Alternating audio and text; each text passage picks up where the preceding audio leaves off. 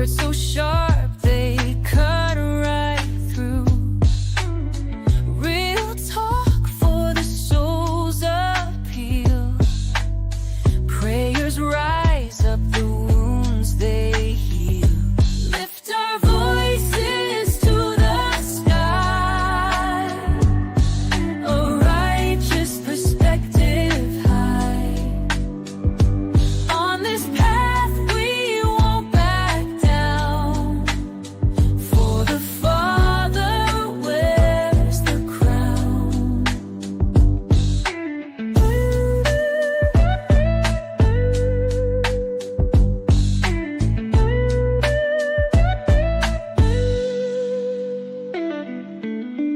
Each step brings another fight. Breaking chains, we're seeking light. Voice of power won't be tamed. With His love, we're never shamed. Lift our voices to the sky. A righteous perspective high. On this path we won't back down. For the Father wears the crown.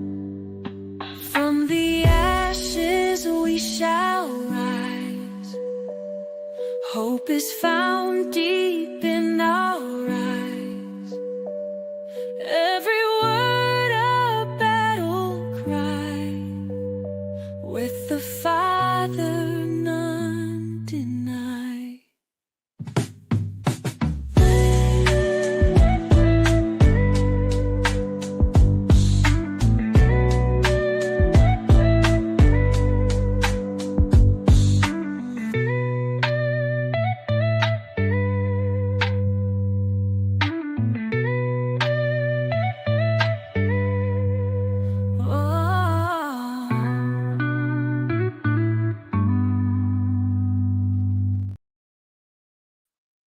What's going on, everybody? Welcome back to ARP in the morning. I am your host, Wise Man. I appreciate you guys pulling up this morning. I hope all is well with you all on this fine Tuesday morning out here where I live at in Maryland. It is a dreary day. Raining. We're expected to get rain all daggone week long, man. It's crazy. Give me 1 second. Let me fix something.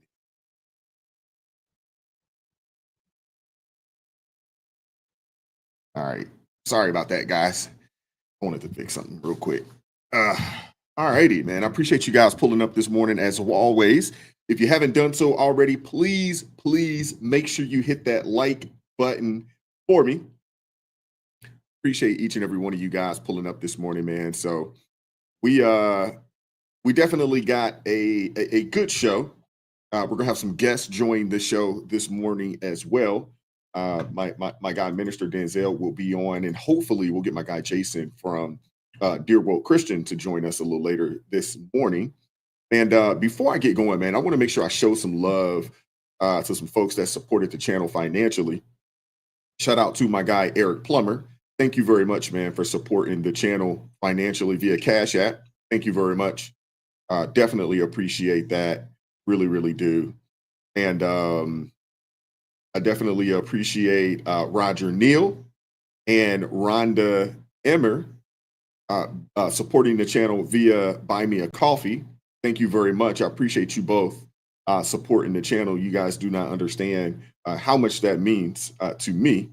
Thank you very much for supporting me and what we're doing over here at A Righteous Perspective. Thank you very much, man. Yesterday was a long day, but we did get through it.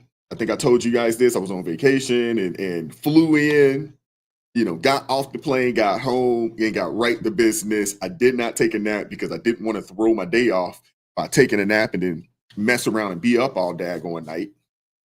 Gracious. Mess around and be up all daggone night. And, so I just had to tough it out, man. And I went to bed early, got some good sleep, and I'm pumped up, man, ready to go, ready to rock. Shout out to the sister Lori Odyson. Appreciate you pulling up this morning. First person in the chat. She says, happy Tuesday. Happy Tuesday, morning wise and family. Shout out to you, Lori Addison. Appreciate you pulling up this morning and supporting the channel as always. Thank you, JJ O'Hara. Hope all is well with you. Good morning to you. Second person in the chat at 8:33 this morning. It says, good morning, everyone. How's it going? Anything I can pray for someone today? Outstanding, man. Thank you. Thank you. And I don't know if anybody will take him up on his offer, but please do. Prayer does work. It does work. Good morning to Big Job Ford out of Wisconsin. Be safe out there, man. Be safe. He said he'll be listening while he's at work. Appreciate you, man. Thank you very much. What's up, Larry Montgomery? Appreciate you pulling up. What up, Redefine Queen? Quincy James in the building. Appreciate you pulling up today. We are going to have a call-in show today. So today's show is probably going to be lengthy. We are going to have a call-in, so be prepared for anybody that would like to call in and pull up. And goodness gracious, if Crystal joins the show, or if y'all see her in the chat, Crystal Beyond Labels, if y'all see her in the chat, and if I see her in the chat, if you're interested, I definitely want to have you pull up with the guys. I forgot to reach out to you this morning and shoot you an email, but I may do it here in a second once I get some time. What's going on, Cool Ramon? Appreciate you pulling up this morning. What up, Christy? How you doing this morning? Appreciate you pulling up. We missed you yesterday, but glad to see you here this morning. What up, PK Krillin, my guy out of Tennessee? Appreciate you pulling up this morning. Thank you very much. Now, Cool Ramon in there talking about he cooking breakfast and everything early in the morning. What's going on, Buddha? Appreciate you pulling up this morning. New York in the house. What up, Scott Jung? Another one of my Tennessee brethren. What up, Kenny Cooper? How you doing this morning? Watching from Greenville, South Carolina. Shout out to you. I was just in Greenville over the weekend. I really like that place, man. Nice, smaller city, quiet, cost of living is cheap, man, and nice people, man. I really enjoyed myself out there. What up, John Crocker? How's it going this morning? Appreciate you pulling up this morning. Back at Yard, South Carolina, from the Panhandle of Florida. Appreciate you pulling up this morning, man. Thank you very much. What up, Insanity's darling, Richmond, Virginia, in the house? Absolutely. Y'all make sure y'all hit that like button for me if you haven't done so already. What's going on, ZFRK now? I appreciate you pulling up this morning, as always, keeping things peaceful in the chat. And you don't really have to do that, man, because, I mean, the chat, man, we got some really, really good people in there, man. Really good people.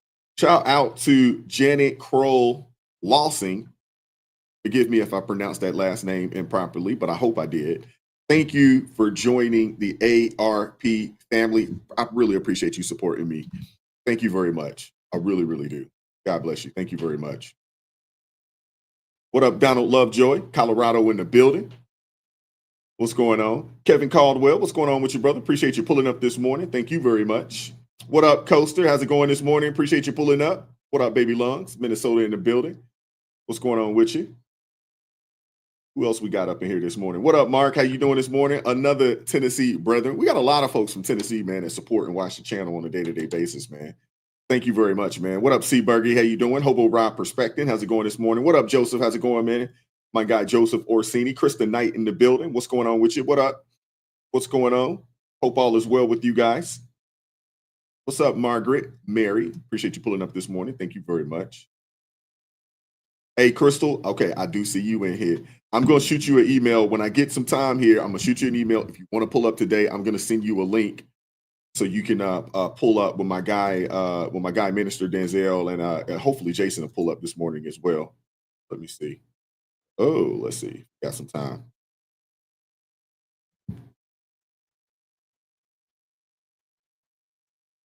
Okay.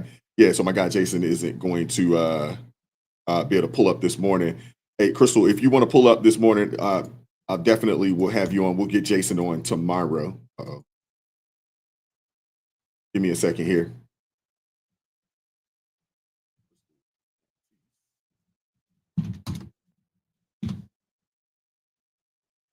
Wait a second. Sorry about that, guys.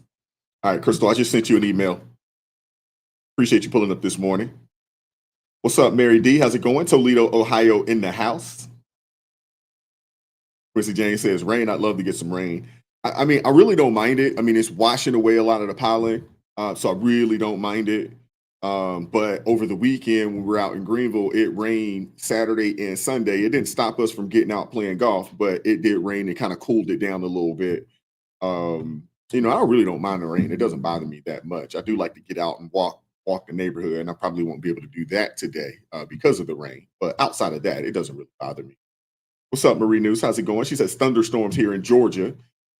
Yeah, I guess, I mean, it's that time of the year, right? We're in the spring and you get that pollen season. And really and truly, man, we need the rain. We need that water to come wash some of this away, man, because that pollen, it was thick, been thick, man.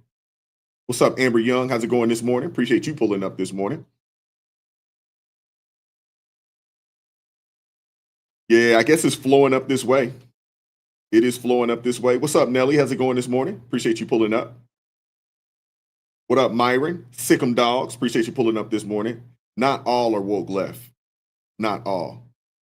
Okay. I don't know if I said all are woke left. But we'll get into that. I know what you're talking about. We're going to get into that. And I do appreciate you pulling up this morning, brother. This is my first time seeing you. Y'all make sure y'all show Myron some love in the chat. This is the first time I've seen him in the chat, but appreciate you pulling up this morning. We're going to get into it. And like I said, it's calling shield today, man. So if you disagree with anything that I say and you want to add, you want to speak your piece, you will have the opportunity and the ability to do so. I will definitely make that happen today. What up, Kenny G? How's it going this morning? What up, Kenny G? What's up, Dion? How you doing this morning? My girl Dion over here, man. I hope the channel's doing well. We're gonna have to get you back on. I know you work in the middle of the day, so or you're working in the middle of the day, working in the mornings and things of that nature. But we're gonna definitely have to get you back on the show, man. But appreciate you pulling up this morning, sister. What up, Ginger Snap actress? What up, Danny Long? Sorry about that. Appreciate you pulling up this morning. Arkansas in the house. Appreciate that. We got Israel Pena. Appreciate you pulling up this morning. Out of San Antonio. Appreciate you pulling up this morning, man. My cousin lives down there, man. One of my favorite cousins lives down there in San Antonio. What up, Starcy? How's it going this morning? Starcy did ask for some prayer. She said, please pray for my health and personal life. Thanks. Y'all make sure y'all, send a prayer up there for Starcy. Thank you very much. What up, Lisa Valentine? How's it going this morning? Appreciate you pulling up this morning. PK Krillin, member for 2 months. He says, can you pray for my mom? She's having surgery tomorrow. Yes, we'll definitely do that, man. Definitely get some prayers, man. The prayer warriors in the chat, man. Please make sure y'all put some prayers out there for PK Krillin's mother as she goes through this surgery tomorrow. What up, JJ O'Hara? Toy Mafia. Appreciate you pulling up this morning. What up, Jacob Cardona? Florida in the house. Appreciate you pulling up this morning. Jonathan Armistead. Appreciate you pulling up this morning, man. Good Hope, Georgia. Annie Love, how's it going this morning? Mississippi in the house. All right. What up, Nelly? How's it going this morning? Hope all is well. John Sutton in the building. Appreciate you pulling up this morning. Retro Bliss Gaming. Appreciate you pulling up this morning. And thank you very much, man. Thank you very much. We got Mandy Ratliff in the building. Appreciate you pulling up. Ricky Knight. Appreciate you pulling up out of Texas. Appreciate you pulling up as well. And we're going to get the show started. What up, Billy W? I want to make sure I didn't miss anybody. What up, Anita? How's it going this morning? Appreciate you pulling up. Hope all is well with you all. Where's my guy, Playboy Billy, at, man? What's going on? What up, Goose? How's it going this morning? Thank you for the $2 super chat. He says, will we stop seeing Crockett's or will they grow? Hopefully, we stop seeing Crockett. Hopefully. What up, A Weeks? How's it going this morning?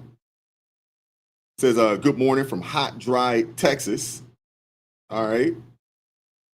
Appreciate that, man. Appreciate you guys pulling up. And shout out to Retro Bliss Gaming with the $5 super chat kicking things off, man. He says, love the channel, my friend. Thank you for your righteous perspective, man. I appreciate that, man. Thank you. Thank you. What's up, Brett Montgomery? Appreciate you pulling up this morning. Hope all is well. Augusta, Georgia. All right, now. I like that, man. We got a lot of Southerners in the building, man. I think you guys know this. I live in Maryland, but I am a Southerner. Had to explain that to somebody. I'm like, yeah, I live in Maryland, but I'm born and raised in the South, Georgia, Tennessee. I spent, the first half of my childhood in Tennessee, East Tennessee, that is. And, the later half of my childhood in Georgia, just outside Atlanta, what people would consider the metro Atlanta. So I am a Southerner through and through. Now, in my adult life, because I joined the military, right out of high school and things of that nature, I've lived I've lived on the West Coast. I've lived out in Hawaii. I've lived on the East Coast. I've lived down south. I'm, when it comes to America, I'd like to think that I'm fairly cultured when it comes to America. I've almost feel like I've been to almost every state in the country, if not gone to or traveled through, except for Alaska. Except for Alaska. But yeah, I like to think that I'm pretty well versed, when it comes to, the states. And Amber Young, I'm with you right now. I do need some coffee. I ran out and I didn't have time to get up and go get another cup, man. I thought about shooting a message to my wife and asking her, like, could you make me a cup of coffee and bring it down? My 10 mushroom coffee. But let's get the show started, man. We're 16 minutes in and we ain't even got started. What up, Dr. Scylla? How's it going this morning? Appreciate you pulling up. It's good to see you this morning, sister. Hope all is well with you. Let's get things going, man. Hit that like button if you haven't done so already. We have 151 people in the building early. And I definitely appreciate that, man. So my hopes is that we have over 150 likes.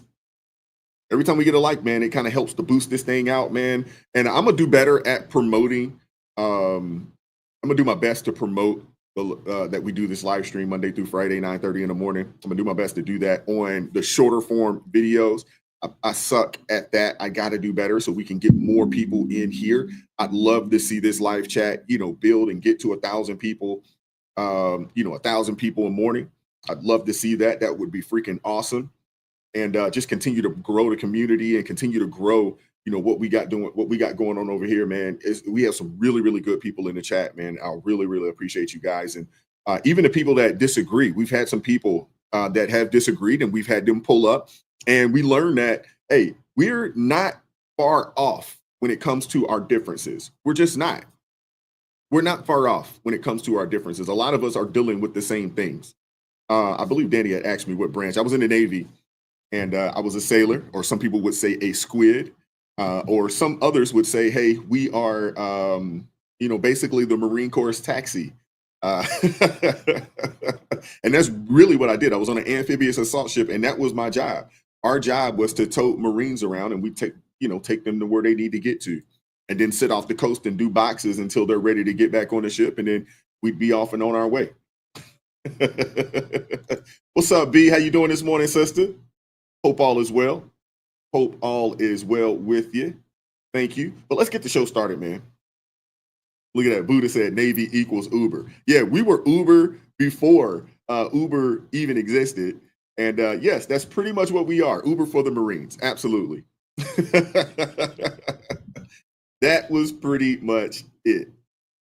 All right, man. Shout out to Mark, man, for the for his service, man. He said he was a CB. All right. Yeah, my cousin's husband was a CB. I mean, I guess that makes him my cousin-in-law, but he was a CB in the Navy as well. Good dude, man. Good dude. But let's get the show started, man. Like I said, hit that like button if you haven't done so already. Super chats will stop the show. Super thanks will stop the show. Anybody that joins the ARP family, that will stop the show as well. And anybody that gifts an ARP family membership, that will stop the show as well. Shout out to my guy Jeff over at It's Not Your Fault Al-Anon Recovery Channel. That's my guy there. We aren't that different, just in our golf game. Go Navy. Yeah, I might be slightly better, just slightly better on the links. I'm continuing to work on the game, Jeff. Continuing to work on the game. Now we got to get Jeff out here to Maryland, get him some crab cakes and get him some crab cakes and some pit beef and things of that nature. Introduce him, to this mid-Atlantic lifestyle. What up, Playboy Billy? What's going on with you, brother? Hope all is well.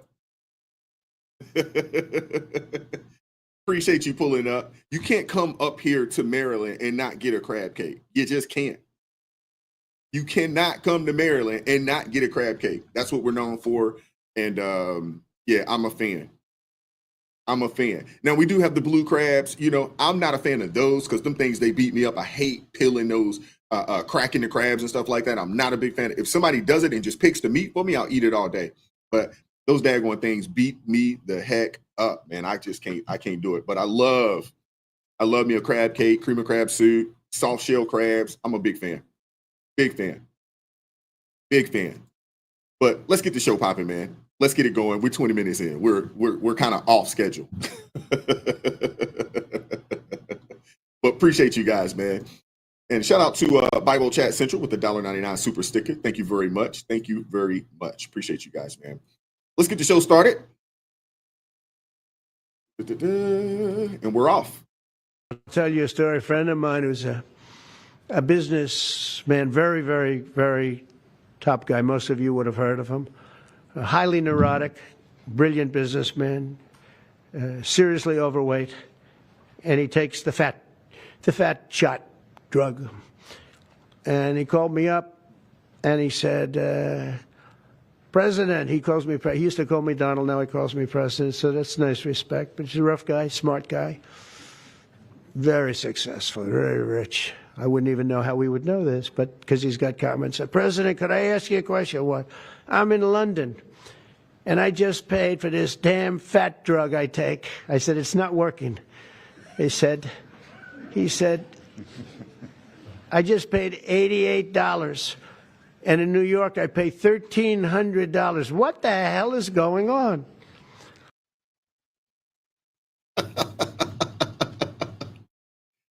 Trump is a comedian. He really is. He could have been a stand-up comedian for real.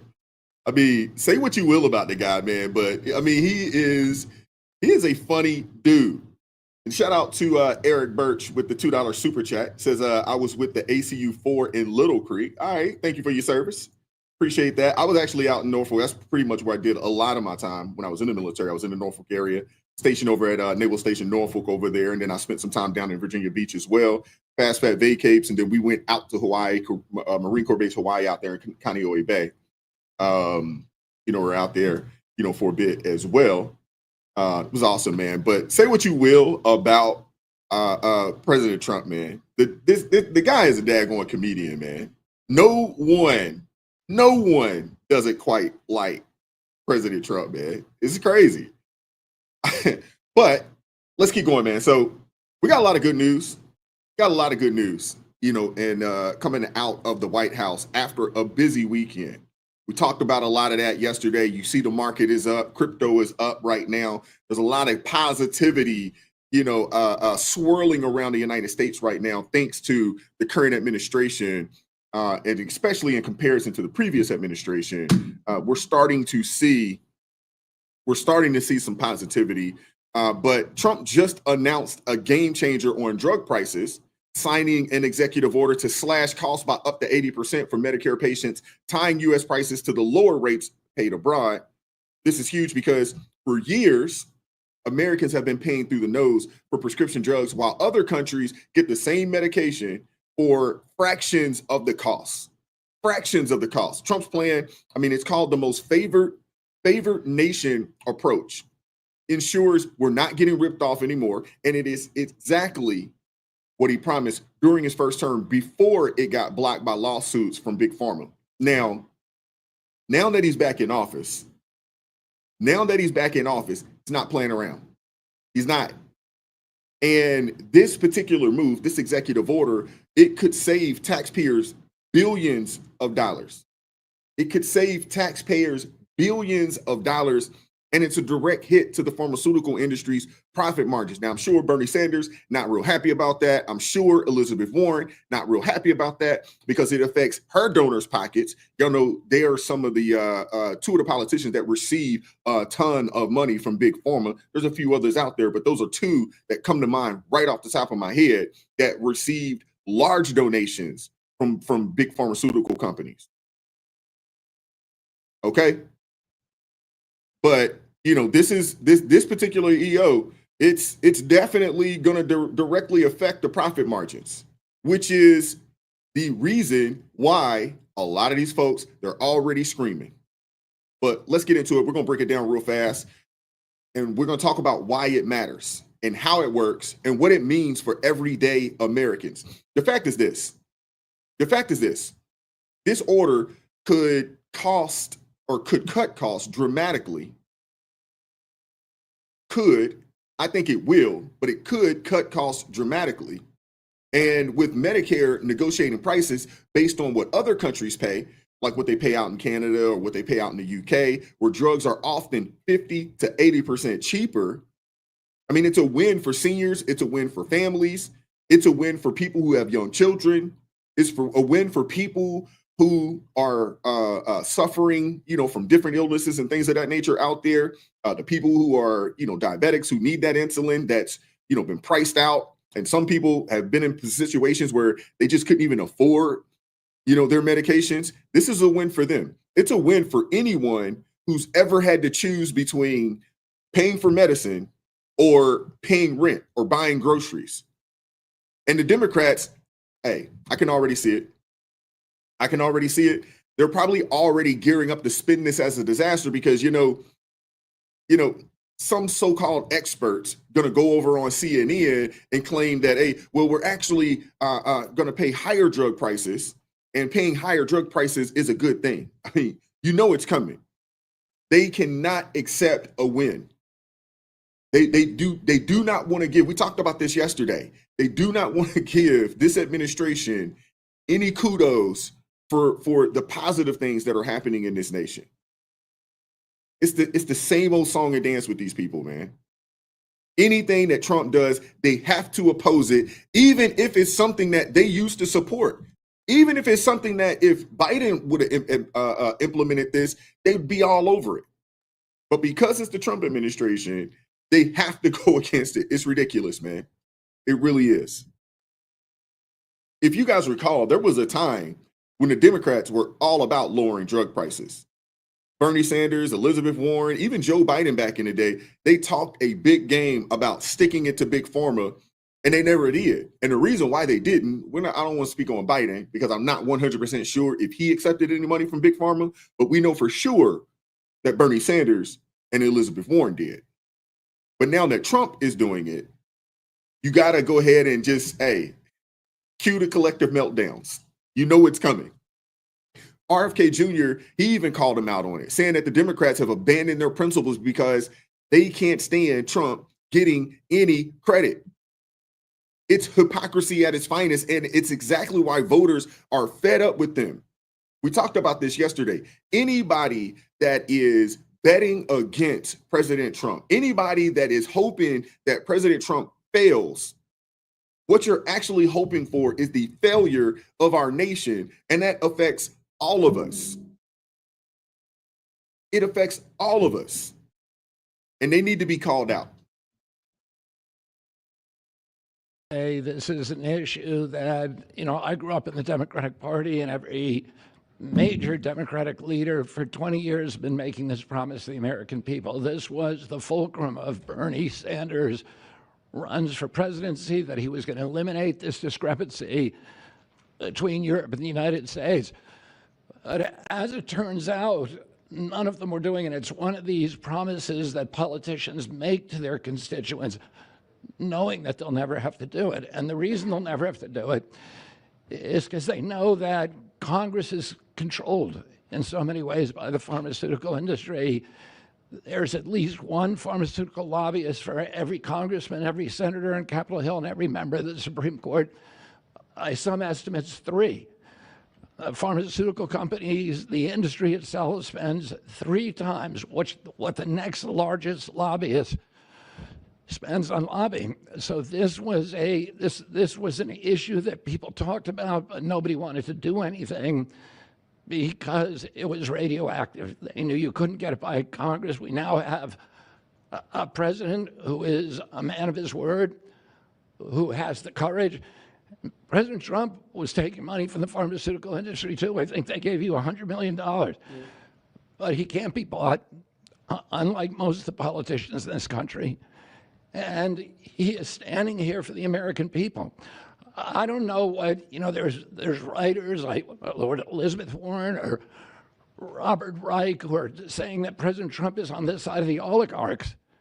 There has never been a president more willing to stand up to the oligarchs than President Donald Trump. And I'm very, very proud of you, Mr. President, for your courage, I'll say, because I don't want to be crude, your intestinal fortitude, your stiff spine and your willingness to stand up for the American people.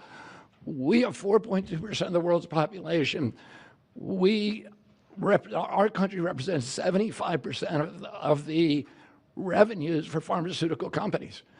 We spend in our country $1,126 per capita on drugs. In Britain, they spend about $240. They spend 1/5 of what we do. And this is true across Europe. And the drug companies, Europeans, if you ask them, it made no sense what they were saying. America has to pay for this innovation or it's not going to happen. What President Trump is saying to our European partners is you got to raise the amount that you're paying for those drugs and pay for your share of the innovation. That the United States is no longer subsidizing that. If the Europeans raise the price of their drugs by just 20%, that is $10 trillion that can be spent on innovation, and the health of all people all across the globe is going to increase because we're going to have better products. So I'm just so grateful to be here today. I never thought that this would happen in my lifetime. I have a couple of kids who are Democrats, are big Bernie Sanders fans, and when I told them that this was going to happen, they had tears in their eyes because they thought this is never going to happen in our lifetime, and we finally have a president who's willing to stand up for the American people. And ladies and gentlemen, there you have it. RFK Jr. laying it bare. There you have it. Congress is and has been for quite some time in the pocket of Big Pharma. We talked about it earlier. And he says, and he's not wrong, he points out how pharmaceutical lobbyists spend millions every year to influence lawmakers, ensuring drug prices stay sky high in America while other nations get deals. Take Humira, for example, a drug for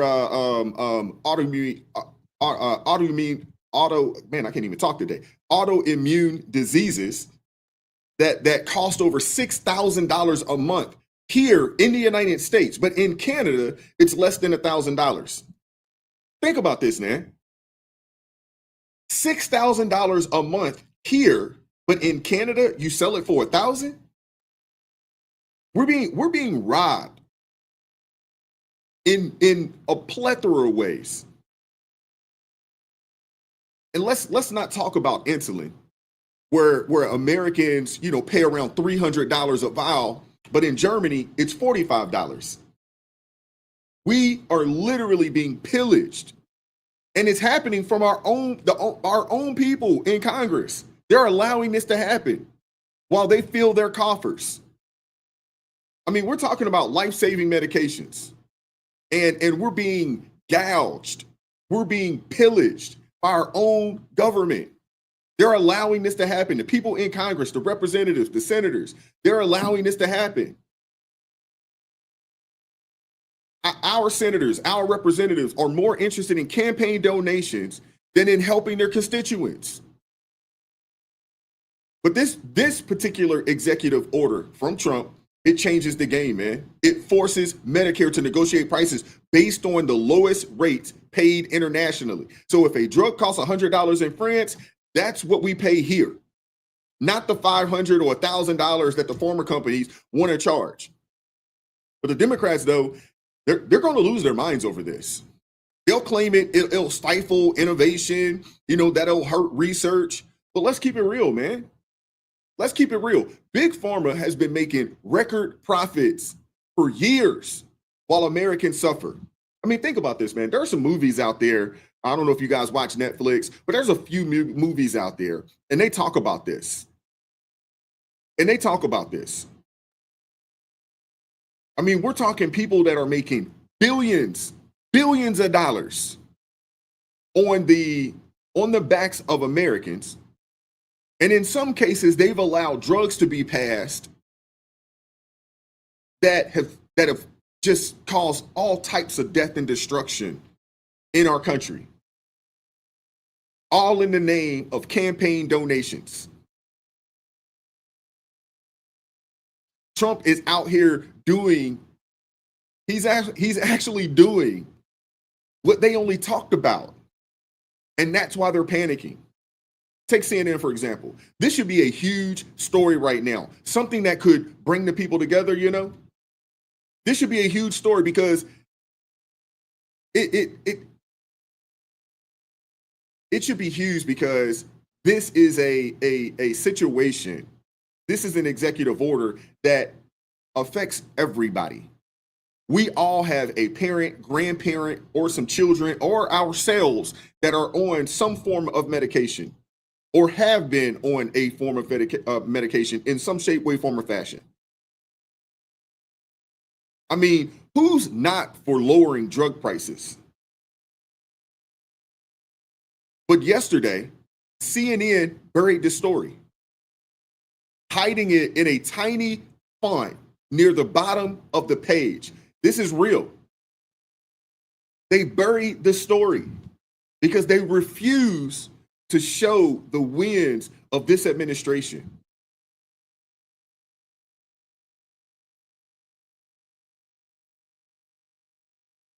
I'm about to show you. Look at this right here.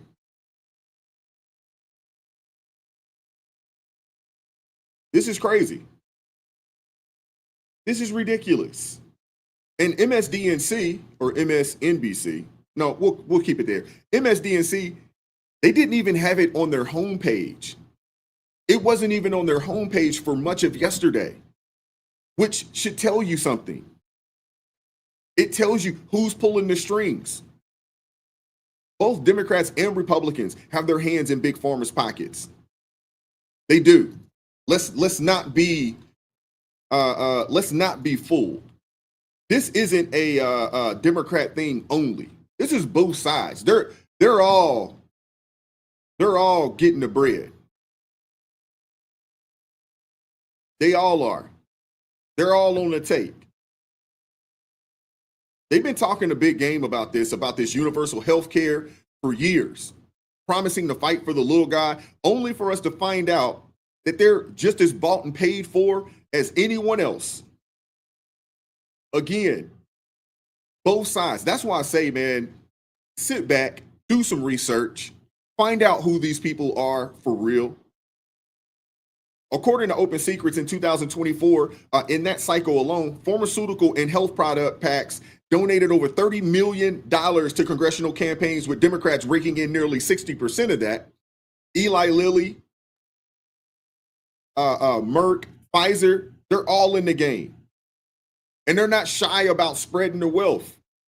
Take Senator Patty Murray, for instance, who's pocketed over $200,000 from former PACs since 2019, or Representative Frank Pallone, who's taken in $150,000 while claiming the Energy and Commerce Committee.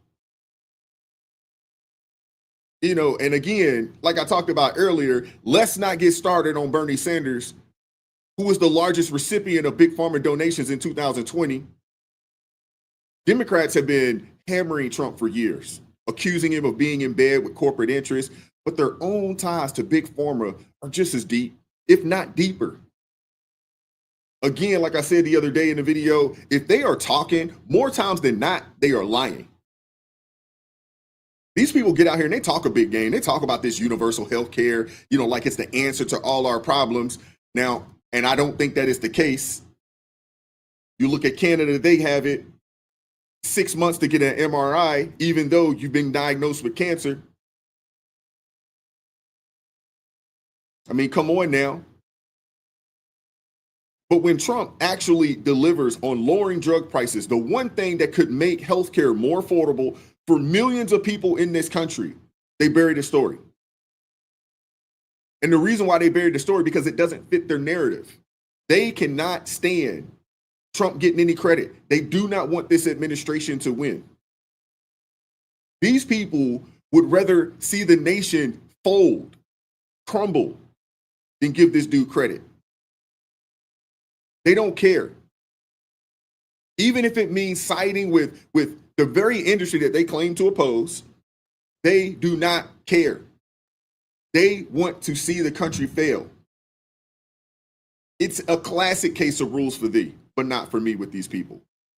Trump's executive order isn't just about cutting costs. It's about exposing the rot in Washington, where both parties, not just the Democrats, both parties are influenced by Big Pharma. But only one is willing to do something about it. In the media, they're just as complicit. Because silence gives consent. When you hide a story because it doesn't serve your agenda, it shows us who you are, man. It's a daggone shame. It's a shame, man, because it just, what they're doing is they're showing all of us exactly who they are and where their loyalty lies. But back in the day, you used to think journalists, they were supposed to be right down the middle. They wasn't left or right leaning. They were not biased, although we find out today that they still were, but they just were not as out in the open with it. They were not as overt with it as they are today. They were a lot more covert in how they went about doing things. But they're not even trying to hide it anymore. It's just so unfortunate, man. But starting today, the United States will no longer subsidize the health care of foreign countries, which is what we were doing. We're subsidizing others' health care. Countries where they paid a small fraction of what, for the same drug, that what we pay many, many times more for. And we'll no longer tolerate profiteering and price gouging from Big Pharma. But again, it was really the countries that forced Big Pharma to do things that, frankly, I'm not sure they really felt comfortable doing, but they've gotten away with it, these countries. European Union has been brutal.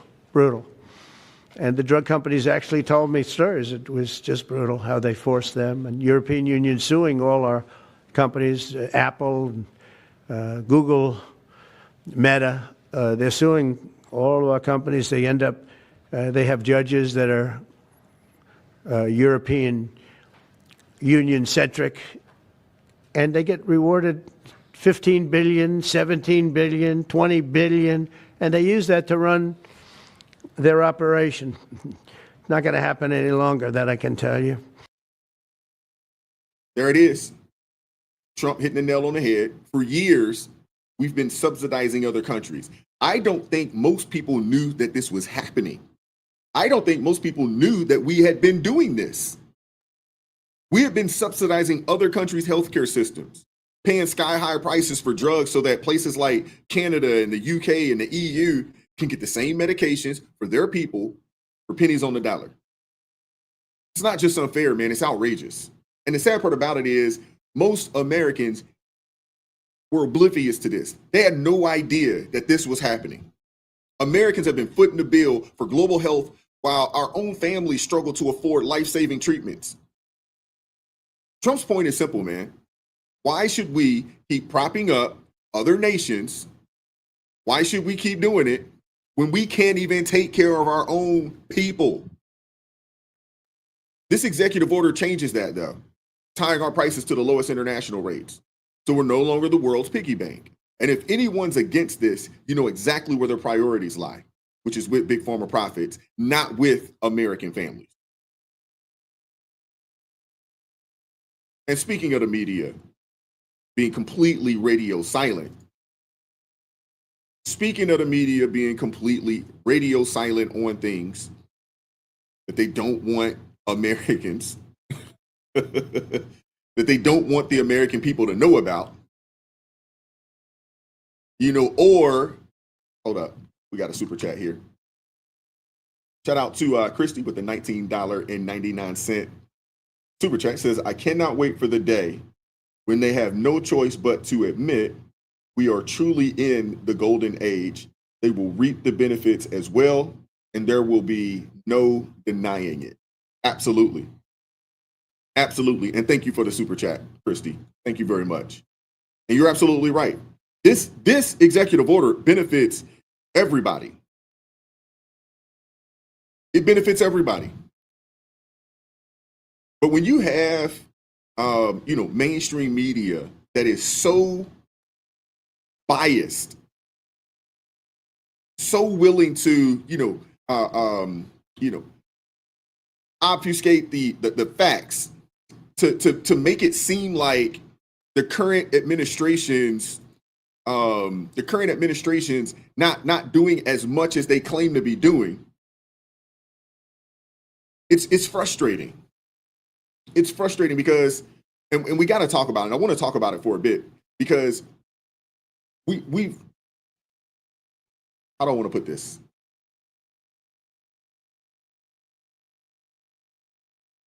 We've all heard the media and the Democrats on Trump's tariff war. We've all heard this. You know, we all heard them say that this would, you know, spark the worst trade war ever, that this would crash the dollar, that, you know, it would tank the stock market, it would wipe out retirement accounts, shutter factories, send mortgage foreclosures soaring, it would leave grocery shelves empty.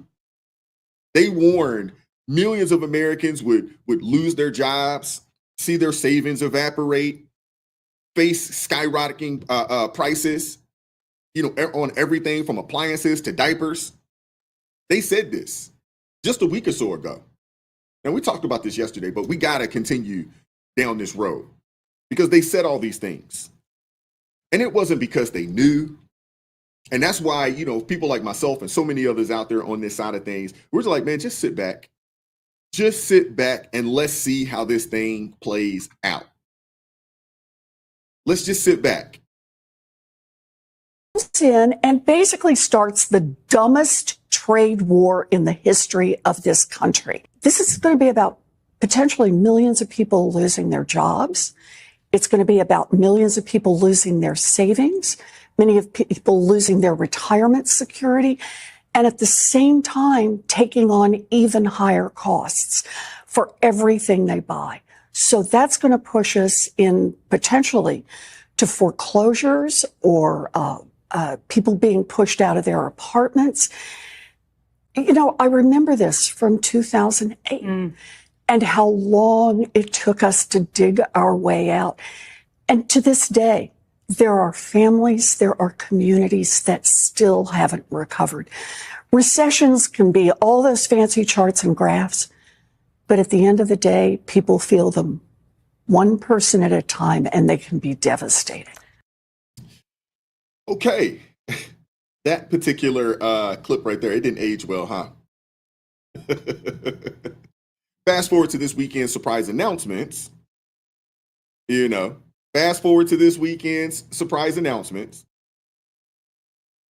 You know, that, you know, basically, you know, the next 90 days, the U.S., you know, will dial its China tariffs down from an average of 145% to just 30%.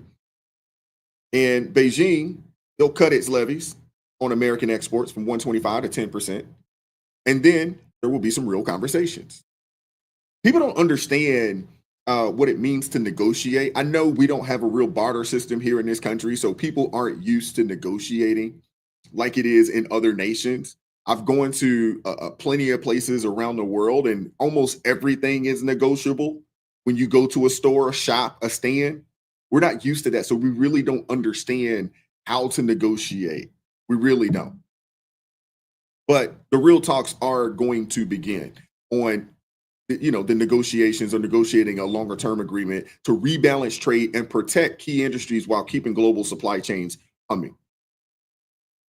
And the markets absolutely loved it, despite all the doom and gloom talk, despite them trying to paint this as, you know, a flip flop, you know, or a situation where Trump folded. But did he really?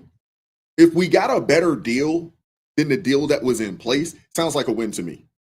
But people don't understand negotiations. They don't understand how to, you know, sit down and negotiate. When you are in a situation like that, both sides, a real negotiation is going to have both sides conceding on some things, and we're going to come to a middle ground that makes sense for both parties. And when that happens, normally you'll get a win-win type situation. So that's what we're working towards. But there are so many people that don't really understand business. They don't understand sales. They don't understand, you know, how to negotiate. Now, we are talking about the dude that, you know, wrote or maybe co-wrote or, you know, at least had his name on the book, The Art of the Deal. We are talking about that. There is a method to the madness. There's a method to the madness. Now, this particular situation, you know, it you know, could be, you know, the start of something, or it just could be a larger strategy meant to bring China to the table and bring about more trade deals that make sense for everyone. Stock futures yesterday jumped like crazy. I know people aren't in the futures. I'm not really in the futures like that, but stock futures jumped sharply ahead of Monday's opening bell. And it follows on the heels of Trump's UK deal, another win demonstrating that allies and even rivals want to do business with us. Despite the liberal media refrain that nobody will negotiate with Trump. I mean, come on, man. It's ridiculous. The thought was ridiculous. And now you got US equities roaring even higher than they were. If trillions had truly been wiped out from the market, as the so-called experts on CNBC or MSNBC and CNN, Jim Cramer, again, I'm not a financial advisor, but whatever Jim Cramer says, you should probably do the opposite. The dude is always wrong. Always wrong. So when Jim Cramer was telling you that, hey man, this isn't going to be good for us, that made me feel good because I'm like, that dude's always wrong. Whatever he tells you to buy, do the opposite. If he tells you to buy it, short it. If he tells you to short it, buy it.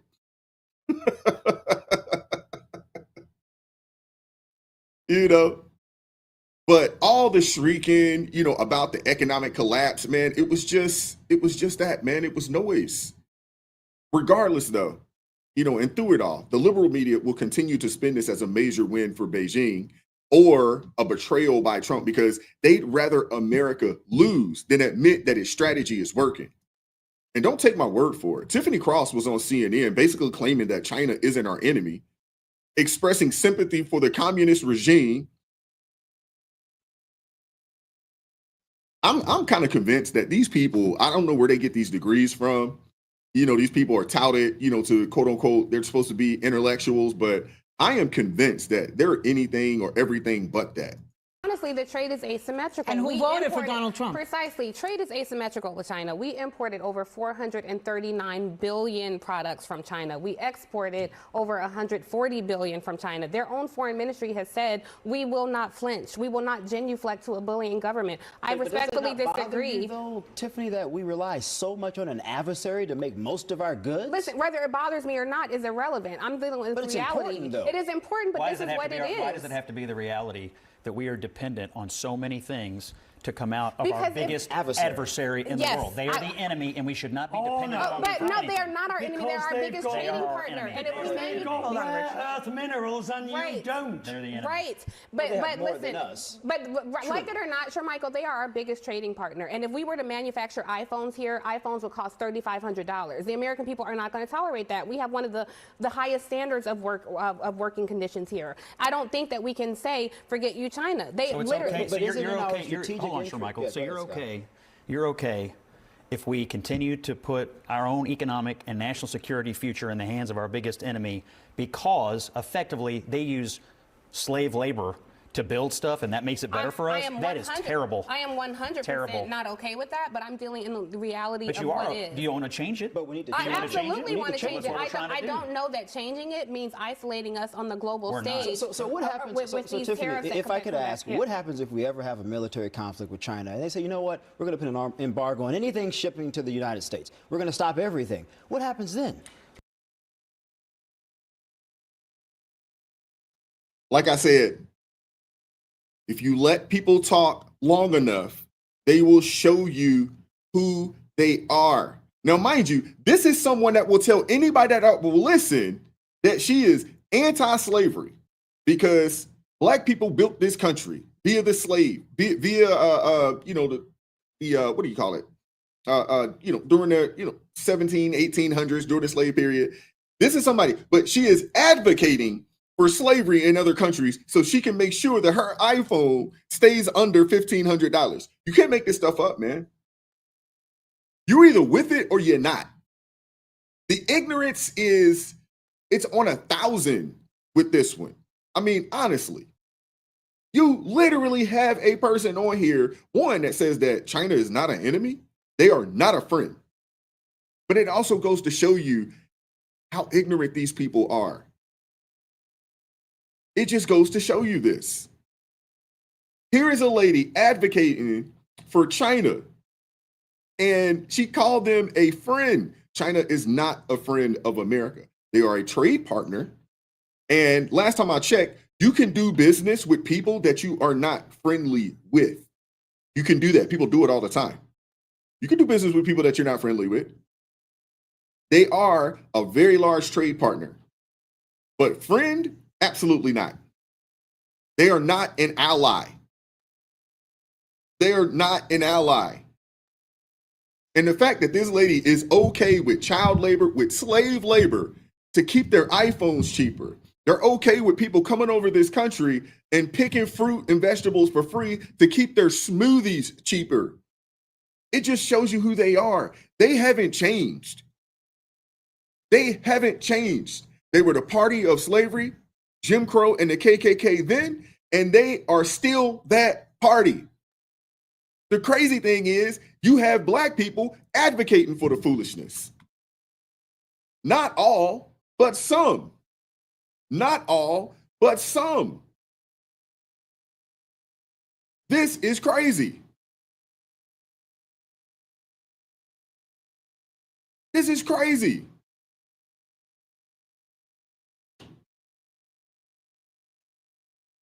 Now, when you say China is a friend, I don't think China is our friend.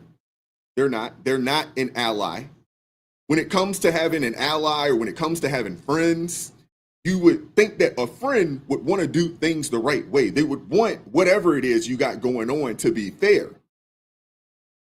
You know, if somebody was an ally or true friend, it would indicate that any type of deal would be mutually beneficial for both sides. And right now, it isn't. So how do you call these people an ally?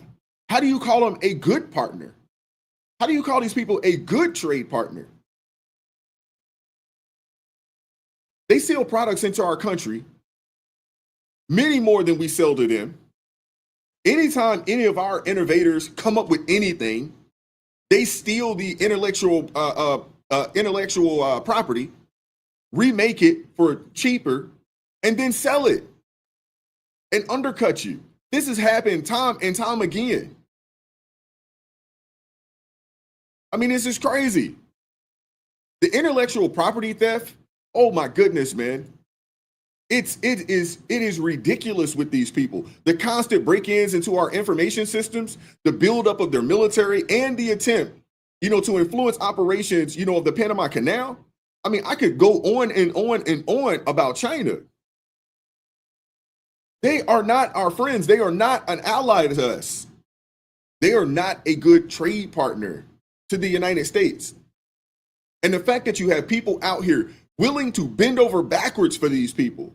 You have Democrats bending over backwards, running cover for the CCP is ridiculous. And honestly, it should tell you everything that you need to know. I am a firm believer that if you let people talk long enough, they will show you who they are. Shout out to Alpha Jerk BFH for the $5 super sticker. Thank you very much. All right, so we're going to move on. And I got my guy, Minister Denzel, here. Hey, Crystal, if you could join, once I get you joined in, I will, we'll get you there. We'll get you in. Uh-oh, I see you. All right, we got Crystal there. So let me set this up, and then I will bring Minister Denzel and Crystal in as well. Give me 1 second.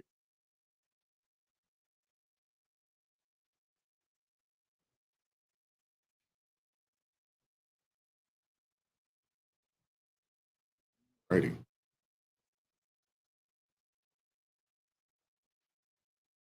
We getting there. I don't know what the likes look like in the chat, but if you haven't hit that like button already, man, please make sure you do so. Please make sure you do so. We'll have Minister Denzel and Miss Crystal pulling up here in a quick second. We'll have them up here in a second. All righty. So before I bring them in, I want to talk about a couple things real fast, in reference to the topic that we're going to get into here. And I want to talk about something that is somewhat flying under the radar. It's something that I think is going to make you think hard about who we're choosing to help and why. I know you guys heard about this the other day. The Trump administration is bringing in white South African Afrikaners to the United States as refugees, claiming that they're facing persecution back home due to race-based discrimination, including property confiscation. That is something that is happening. That's something that I've been following for quite some time. The South African government denies that this is happening, calling it misinformation, but the United States is moving forward, prioritizing their resettlement through the refugee program or refugee admissions program. I want to share this with you guys real fast. Give me 1 second.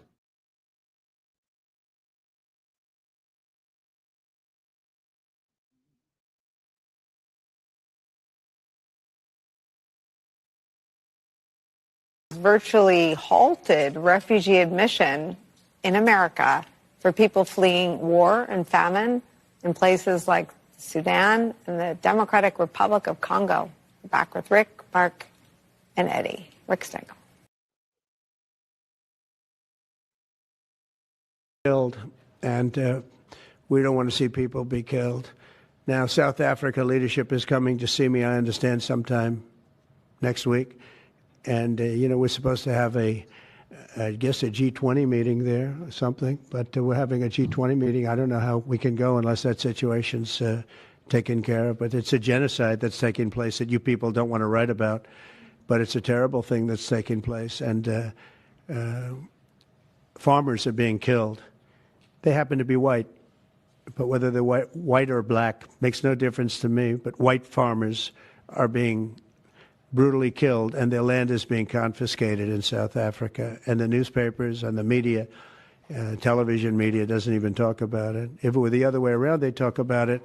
That would be the only story they'd talk about. And I don't care who they are.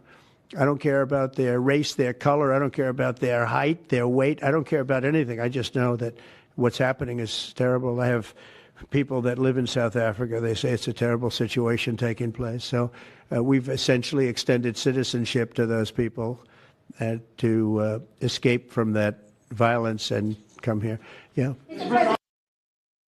All right. So this situation that is going on down in South Africa, it's not just South Africa that this is happening in.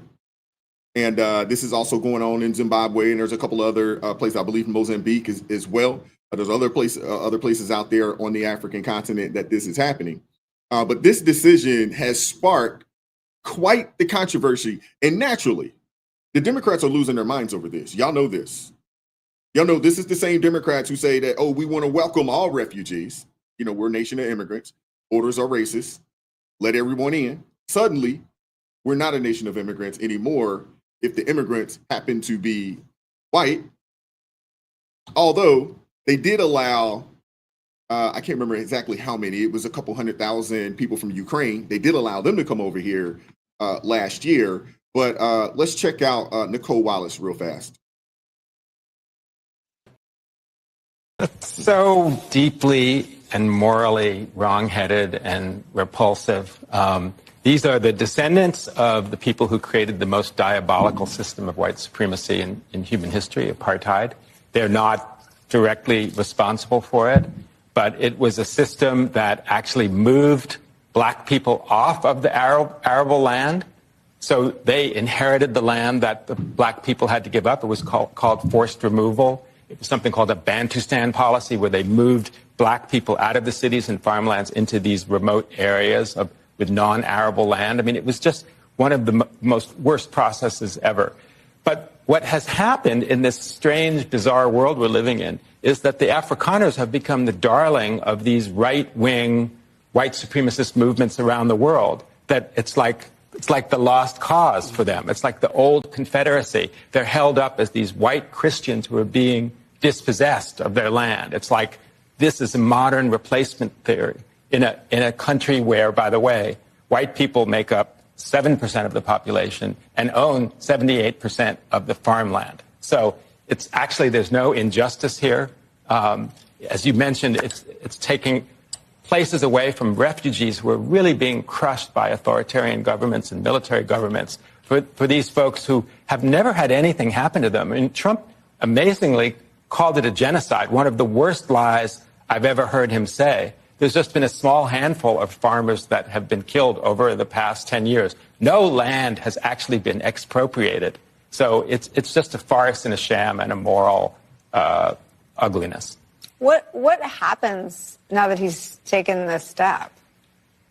I don't know. I mean, it's like a Batman movie or something where all the bad guys get collected under one roof. I mean, like, who else do you now go and find other racists who have repressed people and give them refugee status here? It's just, I don't know where it goes from here. But I mean, you even said it. It's like a headline from The Onion. I don't even know how to get more extreme than this. You know, I think it's important for us to understand that the Trump administration is a lot of things. But one thing it certainly is a white nationalist project. And oftentimes we don't want to describe it as such. I'm not reducing it to it because there's greed, there's graft, there's all sorts of things happening around it. But we need to understand the way in which great replacement theory is driving this. There's a sense in which the immigration policy is all about demographic shifts. There's a sense around the assault on voting rights and civil rights. It's all about who will have the decision-making power to determine who will run the country. And here, this idea that the republic must remain a white nation is evidenced in this move, which is so explicit that it cannot be denied. And so when we don't describe it for what it is, we become, in an ironic way, complicit in what they're doing. It's a white nationalist agenda, it seems to me. Okay. That was a lot. I'm sorry. But I wanted y'all to see that. I know that was a lot. I know. Your Democrats out here, they've been vocal, about their support for refugee programs for quite some time, often framing it as a moral imperative. They've pushed for open borders, sanctuary cities, and policies that welcome immigrants from all over the world, regardless of race or background. But when it comes to white South African, these Afrikaners, suddenly it's a different story, because for some reason or another now, when white people are the victims of genocide or the victims of, any type of, what would you call it? I guess maybe, racial strife or something along those lines. I've seen plenty of videos. I've heard the chants. I watched these videos, and I almost kind of want to pull some up, and I may actually do that. I didn't have any of those clips prepared, but you guys would need to see it, just to, if you haven't seen it already. But here's where it gets interesting, though, because while this is happening, we're also hearing about something else called Black fatigue. Now, you guys may think that these two issues are separate issues, but in my opinion, I don't think that they are. They're two sides of the same coin to an extent. Hear me out. I'm going to go there, and then I'm going to bring Minister Denzel and Crystal on. But they're both about identity. It's a lot about who gets to claim victimhood and about whose story gets told. Now, you had Nelson Mandela back in the day, who fought for equality, who wanted a South Africa where everyone had the same rights regardless of race. And I think it was a noble cause. But when you have people who, push for equality, and in a case, I think it's not necessarily push for equality, you had some people that took that and they went further than asking for equality. It was almost like they wanted retribution. And, you have people out there, acting like they're entitled to more than the rest because of some of the things that they went through in the past. And, in South Africa, you have these Afrikaners, and they're being persecuted. This is happening. This is real. It is happening. Now, listen, we all know the atrocities that their forefathers committed. We all know this. We all know that, these people, they did some pretty wicked things back in the day. And I'm not here, to absolve these folks from their past. I'm not. They did put Nelson Mandela in prison for 27 years. They did create apartheid, or some people may not know what apartheid means, but it really just means apartness. They created this system that was designed to keep white South Africans, which was a minority, in power over the non-majority, a majority white black people, out there. But I'm about forgiveness. I don't think you can be someone that would call themselves or consider yourself a follower of Christ and not be about forgiveness. I'm not saying forget, but about forgiveness and about moving forward for the greater good of society. Again, I'm not saying that you should forget, but being able to forgive is a powerful thing. And looking for retribution, it doesn't help anybody. I am all for equal rights. But it is a slippery slope when a group starts acting like they're entitled to more, or like somebody owes them something beyond what everyone else gets.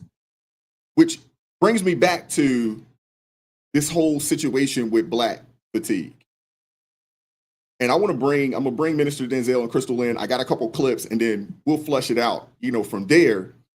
But I think in our country, because of the past of our country, in the sins of some of our forefathers in this country, I believe that you have some people out here who believe that they are owed more. They're not necessarily looking for an equal opportunity. They're actually looking to be gifted things that they may or may not deserve, may or may not have, or willing to work for. And in some cases, they're looking for some form of retribution. And I don't know if, I'm not even gonna say I don't know. That doesn't help any of us. It just doesn't. And it could push us into a place that would do way more harm in our nation than good.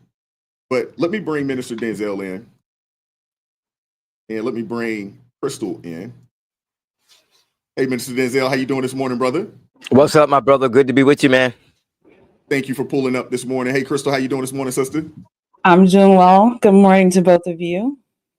Thank you for pulling up this morning. I appreciate that. I know it was short notice. I meant to reach out to you earlier, and I didn't get a chance to do so. So I was like, you know what? Let me reach out to Crystal. But thank you. Short notice. I appreciate you pulling up this morning. No problem. All right, so I want to share this clip here with you guys, and give me a second. I got to share my screen, but I want to share this with you. And then we can kind of go down this rabbit hole of the black fatigue, which is interesting because Minister Denzel and I this morning we were kind of talking about this, but this is but I want you guys to see this. Let's see.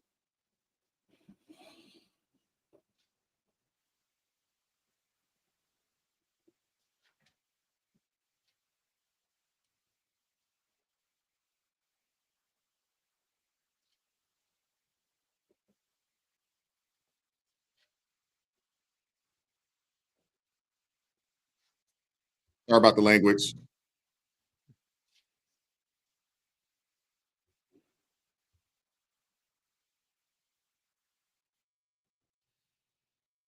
Okay, I got another one. I'm not done yet. I'm sorry. I'm not done yet.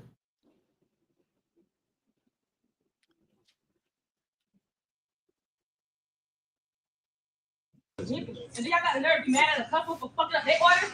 Y'all messed up my order. I told you exactly what it was that I wanted. Please give me corporate numbers. I get the fuck out of here. Shut up. Shut the fuck up. You shut the fuck up. Sorry about the language. This was on X. I couldn't cut it out. Thing, dude. Look at her. Fucking dummy. Look at this dumb bitch. Dumbass crackers. Look. Oh, there it is. There it is. There it is. Bitch, don't report me. I didn't ask you to report me. I didn't ask you to report me. I did not ask you to report me. So get that shit off of me. So I'll put you in fucking jail. Put your hands on me, sweetheart. Hey, put your hands on me. Put your hands on me. I got a gun, so back the fuck up off me. Put your hands on me. Yeah. Back the fuck up off me. Yeah, I'm recording this entire thing, just so you know. I'm recording this entire thing, sweetheart. That's fine. That's perfectly fine. I started. Send it to me. No. I started on your side, and it ended completely the wrong way. Send it to me, please. I need it. No, I started on your side, but it ended quickly when you called me a cracker. So. Damn. Bro, look at these fucking people. I don't. Damn, that's crazy. That's crazy. over a French vanilla shot. That's right. That's That's crazy. right. So that's not what I asked for. That's crazy. I understand. I understand. Well, that wouldn't end well for you. That wouldn't end well. Before I do something to you. Can we call the police? I'm calling the police. Hey, can you guys call the cops? She just assaulted me. Can you call the police?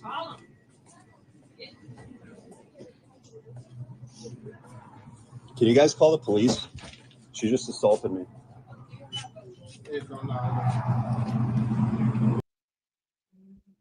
All right, I'm not 100% done yet, but there's a bunch of videos online that are surfacing right now, in the Black community, and you have people out here acting entitled, even taking things to some pretty high levels of ghetto-ness, out there. The coffee incident, that's just ridiculous. Like, come on, man. I get it. You're frustrated. They got your order wrong, but there's a way that you should carry and conduct yourself out here, man. There just is. And it's not just about one woman's bad behavior. It's a microcosm of culture that's happening right now.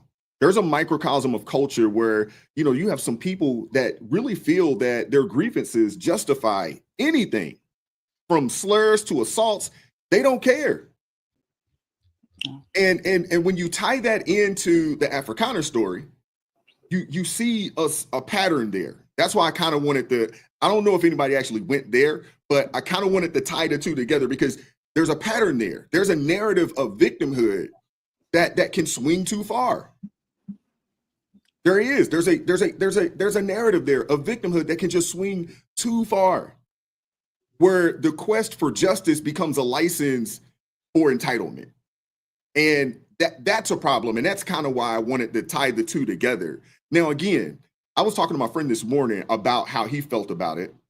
And he's not Black. And he said it's setting the standards. He didn't really care for Trump. He didn't think it was right that Trump was bringing in. He's a Trump supporter. He's a conservative. But he was like, it's setting the precedence because you don't want to give them anything that they could use against them. And I understood that. I did. I understood it. But I think a lot of these people, they're being dispersed into different countries. You know what I'm saying? And we're taking like 49 people. So it's not like we're taking 100,000. We're taking 49 people, But this Black fatigue trend that's blowing up online, I'm gonna start with you, Minister Denzel. My question to you, actually, I don't want to ask you a question. I want to let you. I know you want to dive in on this real fast, and then I'll ask you a question. But go wherever you want to go with this. I wouldn't mind your question at all because you've done an excellent job setting this whole thing up. I have to say I appreciate your commentary, the way you engage the news reports that you're dealing with. My concern about this whole thing is that there is indeed a lack of human dignity, a lack of human wisdom when it comes to this whole thing. You're right. When people are told constantly that they're a victim and they get a little bit of power, then they take that power and they do crazy things, justifying those crazy things by what they've been told about their victimhood. And it's crazy. What you saw with the sister that's just cussing over stupid stuff. And it's not just, you're right, it's going on all over the place.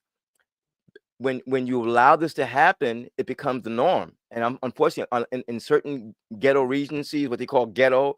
But remember, they're not just in the hood. It's everywhere these people go. They activate. I remember seeing a video of a sister on the plane who slaps a guy, because he upset her, and she literally slapped him and didn't expect. He slapped her back and shocked her, and then all of a sudden the whole game changed. But yeah, there was this mentality of, because I'm a victim, I can do whatever I want to do, and nobody should have anything to say about it. That's crazy. I'm glad that you brought both of these two stories together, because there is a situation that would happen with South Africa, which was terribly wrong. And I don't know what they did after the Blacks got power in South Africa. I don't know what they did to justify all of the wrongs that were done, they should have done it in a civilized way, in a systematic way. But to just go out there and start snatching people's lands because they were victims one time doesn't make. See, two wrongs don't make a right. Just because you were wrong before, by doing what they do now is making them just as bad as the enemy. You see, just as bad as the ones they were condemning. So how do you then justify condemning the white man for taking your land when you're doing the same thing to him that he did to you? Then it makes you the same way he is. So my point here is that there's no rational thinking about this. Now, I do think that Trump made a mistake by going this far to take care of them like that. He should have made a statement that he didn't approve of it. But there should be a careful way of going about bringing people in like that, because when you do that, you should do it to everybody and not just with a white group. So because the way the narrative is already with them, they're going to use that to make it seem like they've been saying he's a racist for the longest time. So it does. You have to use wisdom when you do things so that you don't give the enemy the appearance of being justified in their accusations against you. That's all I'm saying about that. I think it's right for him to let them come in. And as you said, the numbers are not nowhere near what was going on with the Biden administration. But again, wisdom is very important, because the racism and the race baiting is so deeply ingrained that we have to be careful about how we respond. We have to be brilliant in the way we deal with it, because we don't need to give the enemy any help with the way they're lying to people. But I do appreciate the way you're bringing these two together. We need to have a conversation, though, about why a lot of Black people act the way they do. And we need to also discuss in that conversation what the solution is, because without the solution, all you have is just bad stuff going on all around. And again, it's not just with blacks against whites, but it's blacks on black, black on black. I have been treated far worse by Black people than I have been white people most of my life. And this is a fact. And they justify it because they've gotten this anger and they have to let it out someplace, so they let it out on anybody they want to. Crazy, man. It's crazy. Yeah. What are your thoughts, Crystal? I'm sick of them. I'm just sick of them. That's the best way for me to say it. I'm just sick of them. Listen, when I keep talking about forgiveness is key. What Mr. Denzel said was spot on. Two wrongs does not make a right. That's right. And the thing is, we keep seeing, we see the Afrikaners. Yes, they did wrong to you. Now you have the quote unquote upper hand. Your job now is to show Christ. Now you're supposed to show Christ, meaning we've forgiven. Let's move on in a civilized society. Let us not be in a space now where I'm going to get my lick back. That doesn't even make sense. Why? It doesn't make any sense, because no healing will happen. We will continue in this ridiculous cycle. And then how are we going to progress as a nation? Amen. Now that girl in the coffee shop, listen, I think I have ghetto fatigue. Okay. I have ghetto fatigue because I am tired of seeing this around. And like you showed that video, but I have seen where a Black man was upset about the way the white woman was standing. And when I say the way he was punching her on the ground and people were recording that, I'm like, what is happening? What is happening? I am so frustrated because yes, the victim mentality gives them the mindset that, hey, it's cool. You know what? You guys did us wrong back in the day. So now we're going to take over and we're going to act like we have no common sense. Now, if the script flips again and quote unquote, Black people are below in their mindset, what's going to happen? If it's coming back to them, they'll hate it. They'll be like, you see, this is what we're talking about. This is what we're doing. Again, forgiveness will bring in healing so that we can move forward. This is why God says unforgiveness is a problem. And that's what we're walking around with, especially with that victimhood mentality and the whole world owes us something. Y'all don't know what we've been through. I'm so sick of these people. Amen. Yeah, you're absolutely right. And you hit the nail on the head. And I know the trend out is it's Black fatigue. But you're absolutely right. It's not Black fatigue. I think it is ghetto fatigue or hood fatigue, whatever that microcosm of Black America that we have, that a lot of us don't even want to be around. You know what I'm saying? I see it and I go the opposite direction. Honestly, I don't want to be around it. This is crazy. This is a story. My wife and I, we were at we go on vacation last year, and we're sitting at like the little pool bar area, and there was a lady from Philly, sister from Philly, and she had some food, and the bartender comes and says, hey, if you want to eat the food, you got to eat the food at the table, over here. Or they had some tables inside of the pool itself, but you're not allowed to eat food here.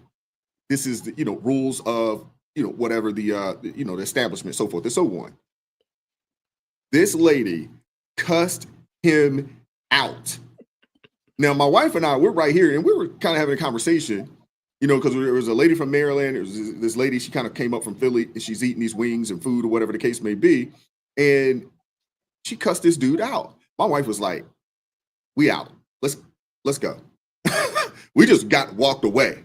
But it's just like, I've also seen there's Airbnbs out there that are screening people and saying, hey, nope, we don't want these people in our Airbnb because they come in and throw parties, they destroy it, so forth and so on. So it's I don't think it's black fatigue. I think it is a ghetto fatigue. And you got this microcosm of culture. Unfortunately, you would have some people out there, because you got Jasmine Crockett, who doesn't even come from it, but she's put on this mask of it, and like it is all of us, and it's not. It's not. We're all not rocking, the lace fronts with the baby hair and the butterfly lashes. We're all not like that. Amen. But she's out here cosplaying that, even though she doesn't come from an area even close to that. Not at all. And it upsets me, because I'm tired of it. I was talking to my wife the other day, and I was just telling her, I was like, babe, I'm concerned because I'm concerned because you have a lot of people, even if they don't agree with it, they'll condone it and say it's okay for them to do it. And if you say anything about it as a black person, you are a, bootlick coon Uncle Tom, because you're calling out their bad behavior. And I'm like, okay, so is there no accountability? Or are you guys so above reproach that no one can say anything to you, even though you know that your behavior is wrong? And if that is the case, how do you expect to be better? How do we expect to improve in society if no one can correct you? But before you go, Minister Denzel, I want to share this video of Jason Whitlock, and he was talking about this yesterday. I thought this was phenomenal, and I'm a big fan, of him and his work. I really like what he does. Yeah. But I want to share this with you, and then I'll let you get the first take off of this. Okay. Part of the black fatigue is the illogic that is spewed by all the people in high-profile positions in sports, in the media, high-profile black influencers over social media. The illogic is suffocating, and it's tiring, and it's creating a fatigue of like, hey, look, if they have a prominent position in the sports world, if they're on some mainstream media outlet, there's a good chance they're going to say something illogical, and I'm tired of it. And I don't blame white people for being tired of it, because I'm tired of it. Everybody's tired of it. And we'll get into this here in a second, but if you can show me white athletes consistently or even inconsistently saying stupid things about that are just illogical. If I'm trying to think, Tom Brady, I'm tired of being portrayed as a tall, good-looking white quarterback. I just don't hear that out of Tom Brady. Baker Mayfield, let's try this one. I'm tired of being portrayed as a hothead. He was a hothead, got run out of Cleveland and failed, and people, Colin Cowherd, others were calling him a hothead, had no emotional control. He had to fix that rather than lash out and say it was part of some racist conspiracy.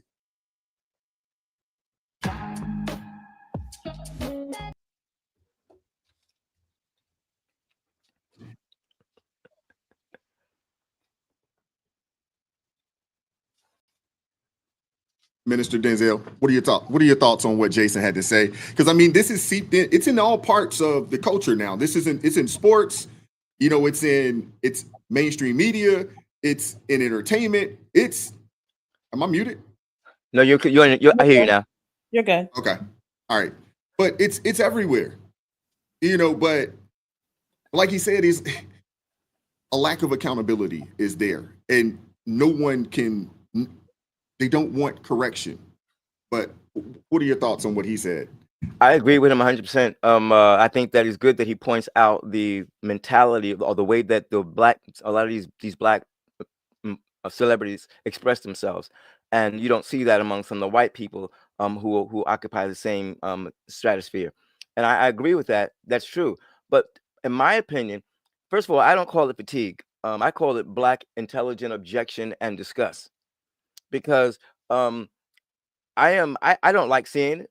I'm tired of seeing it, but I'm not fatigued by it. I just object to it and I reject it. I'm disgusted by it, and I know, but I understand why it happens.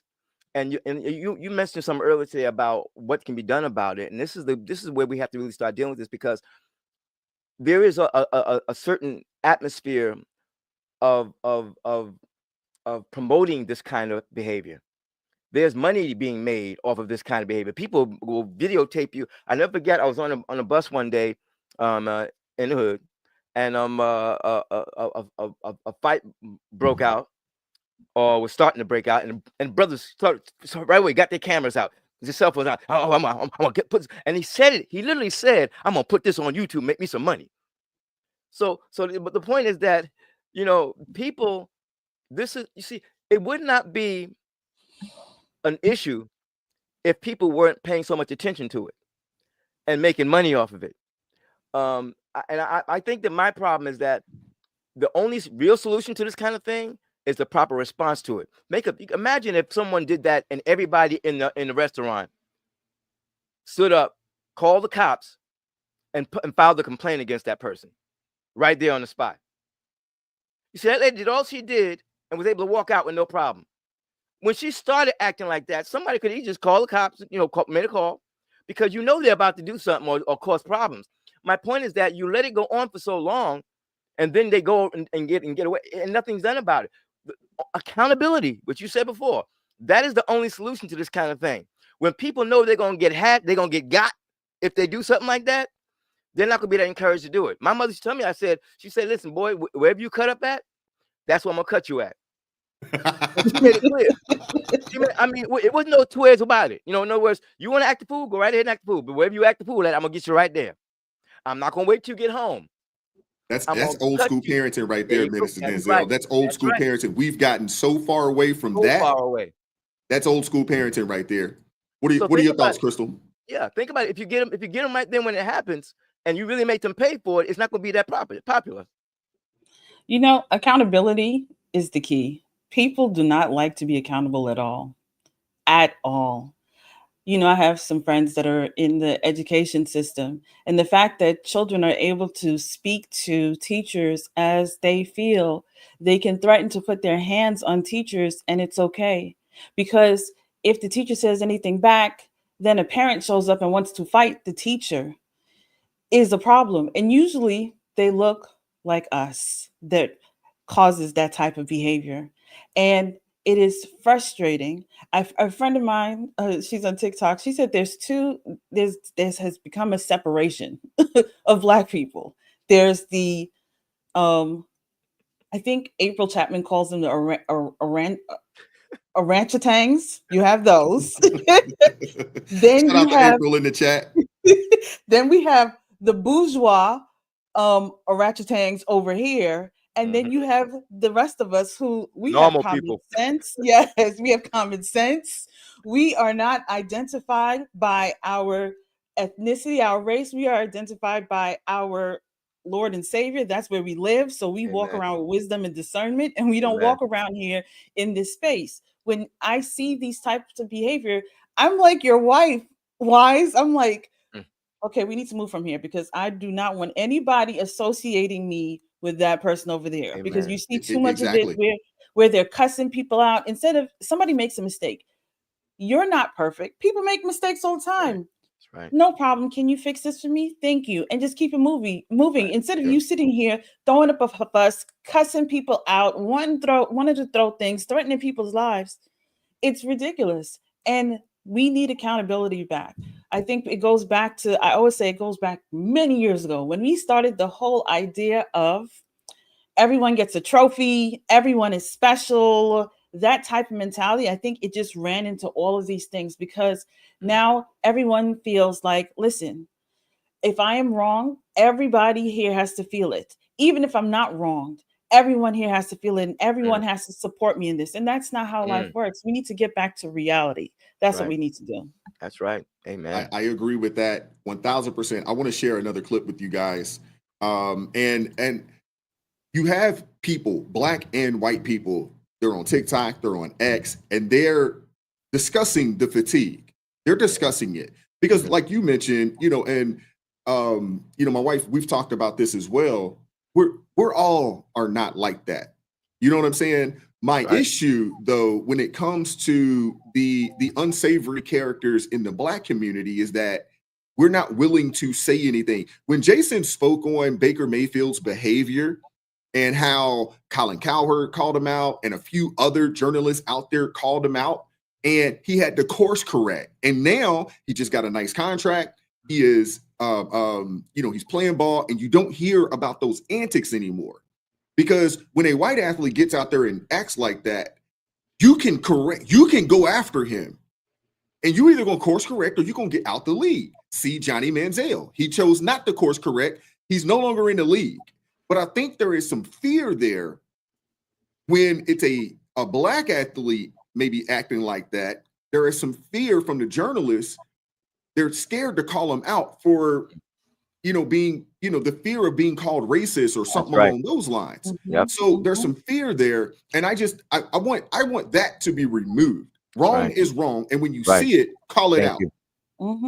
Excellent. Wrong is wrong. When you see it, be willing to call it out. And I tell people all the time, when you get into this space, and Crystal, I'm sure you're learning this as well. You're going to come out there. You're going to say some things. You're going to have some people that's going to disagree with you. That's right. And you just got to be willing to take that, because that's when you start telling people the truth, and I'm sure April will agree with this as well. When you start telling people the truth, hey, it's a double-edged sword, and it will cut you going and coming. And unfortunately, people don't like it. It doesn't make you feel good. When your parents would get on you about something that you did wrong, even in your mind, you were wrong, you still didn't like it. And it did not make you feel good. But, and April, you're absolutely right. And I want to pull this up here. A lot of these journalists and a lot of people are afraid to tell the truth for fear of maybe losing some access to some of these athletes or fear of being called racist. That fear, the fear is stifling people. And honestly, it's actually stifling our growth. Wow.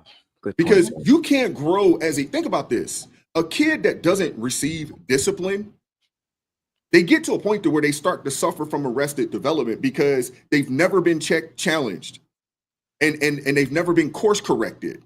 So before you know it, that's how you get 30-year-old grown people throwing coffee at people because they haven't been challenged by their parents or whatever the reason is. But I want to share this clip with you guys. And it really made me feel good that you had some brothers come out and speak against this.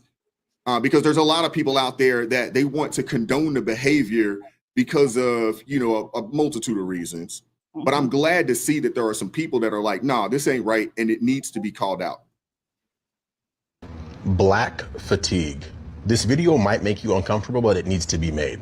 There's a growing sentiment, most recently, of individuals who are proclaiming they do have black fatigue. And you don't have to be a non-black person to have black fatigue. What does that phrase actually mean?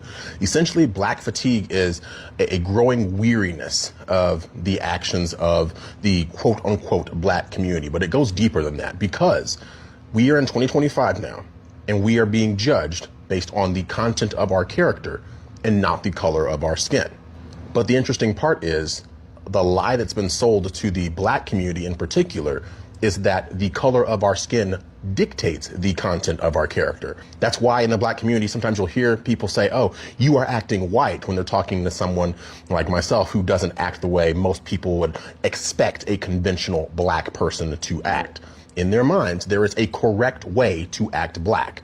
And the people in your ethnic group who fulfill those very negative stereotypes, those are the ones who are going to essentially drag down the collective whole. And that's why there's individuals who are black who do and can have black fatigue, because they see how damaging it is to see the worst of us attract all this negative attention that then unfortunately gets ascribed to the entire race all too often.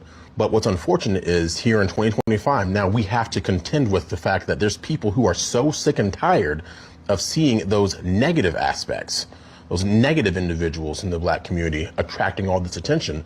That's what is spurring this black fatigue. I think it's something that needs to be talked about. And until we turn inward and address the issues in our own communities, I fear that this is only going to continue and get worse. And that's exactly what the powers that be want. They want to have us against each other instead of us against those who are really pulling the strings in the background. Fatigue is a thing. One more. Newsflash. White people don't want to live around ratchet black people, and black people don't want to live around ratchet black people. I mean, it's nothing like going to the Walmart on a Sunday morning, and then you see the bonnet crew walk in. Loud, obnoxious, the kids are everywhere, in every aisle, unattended, and that's anywhere you go.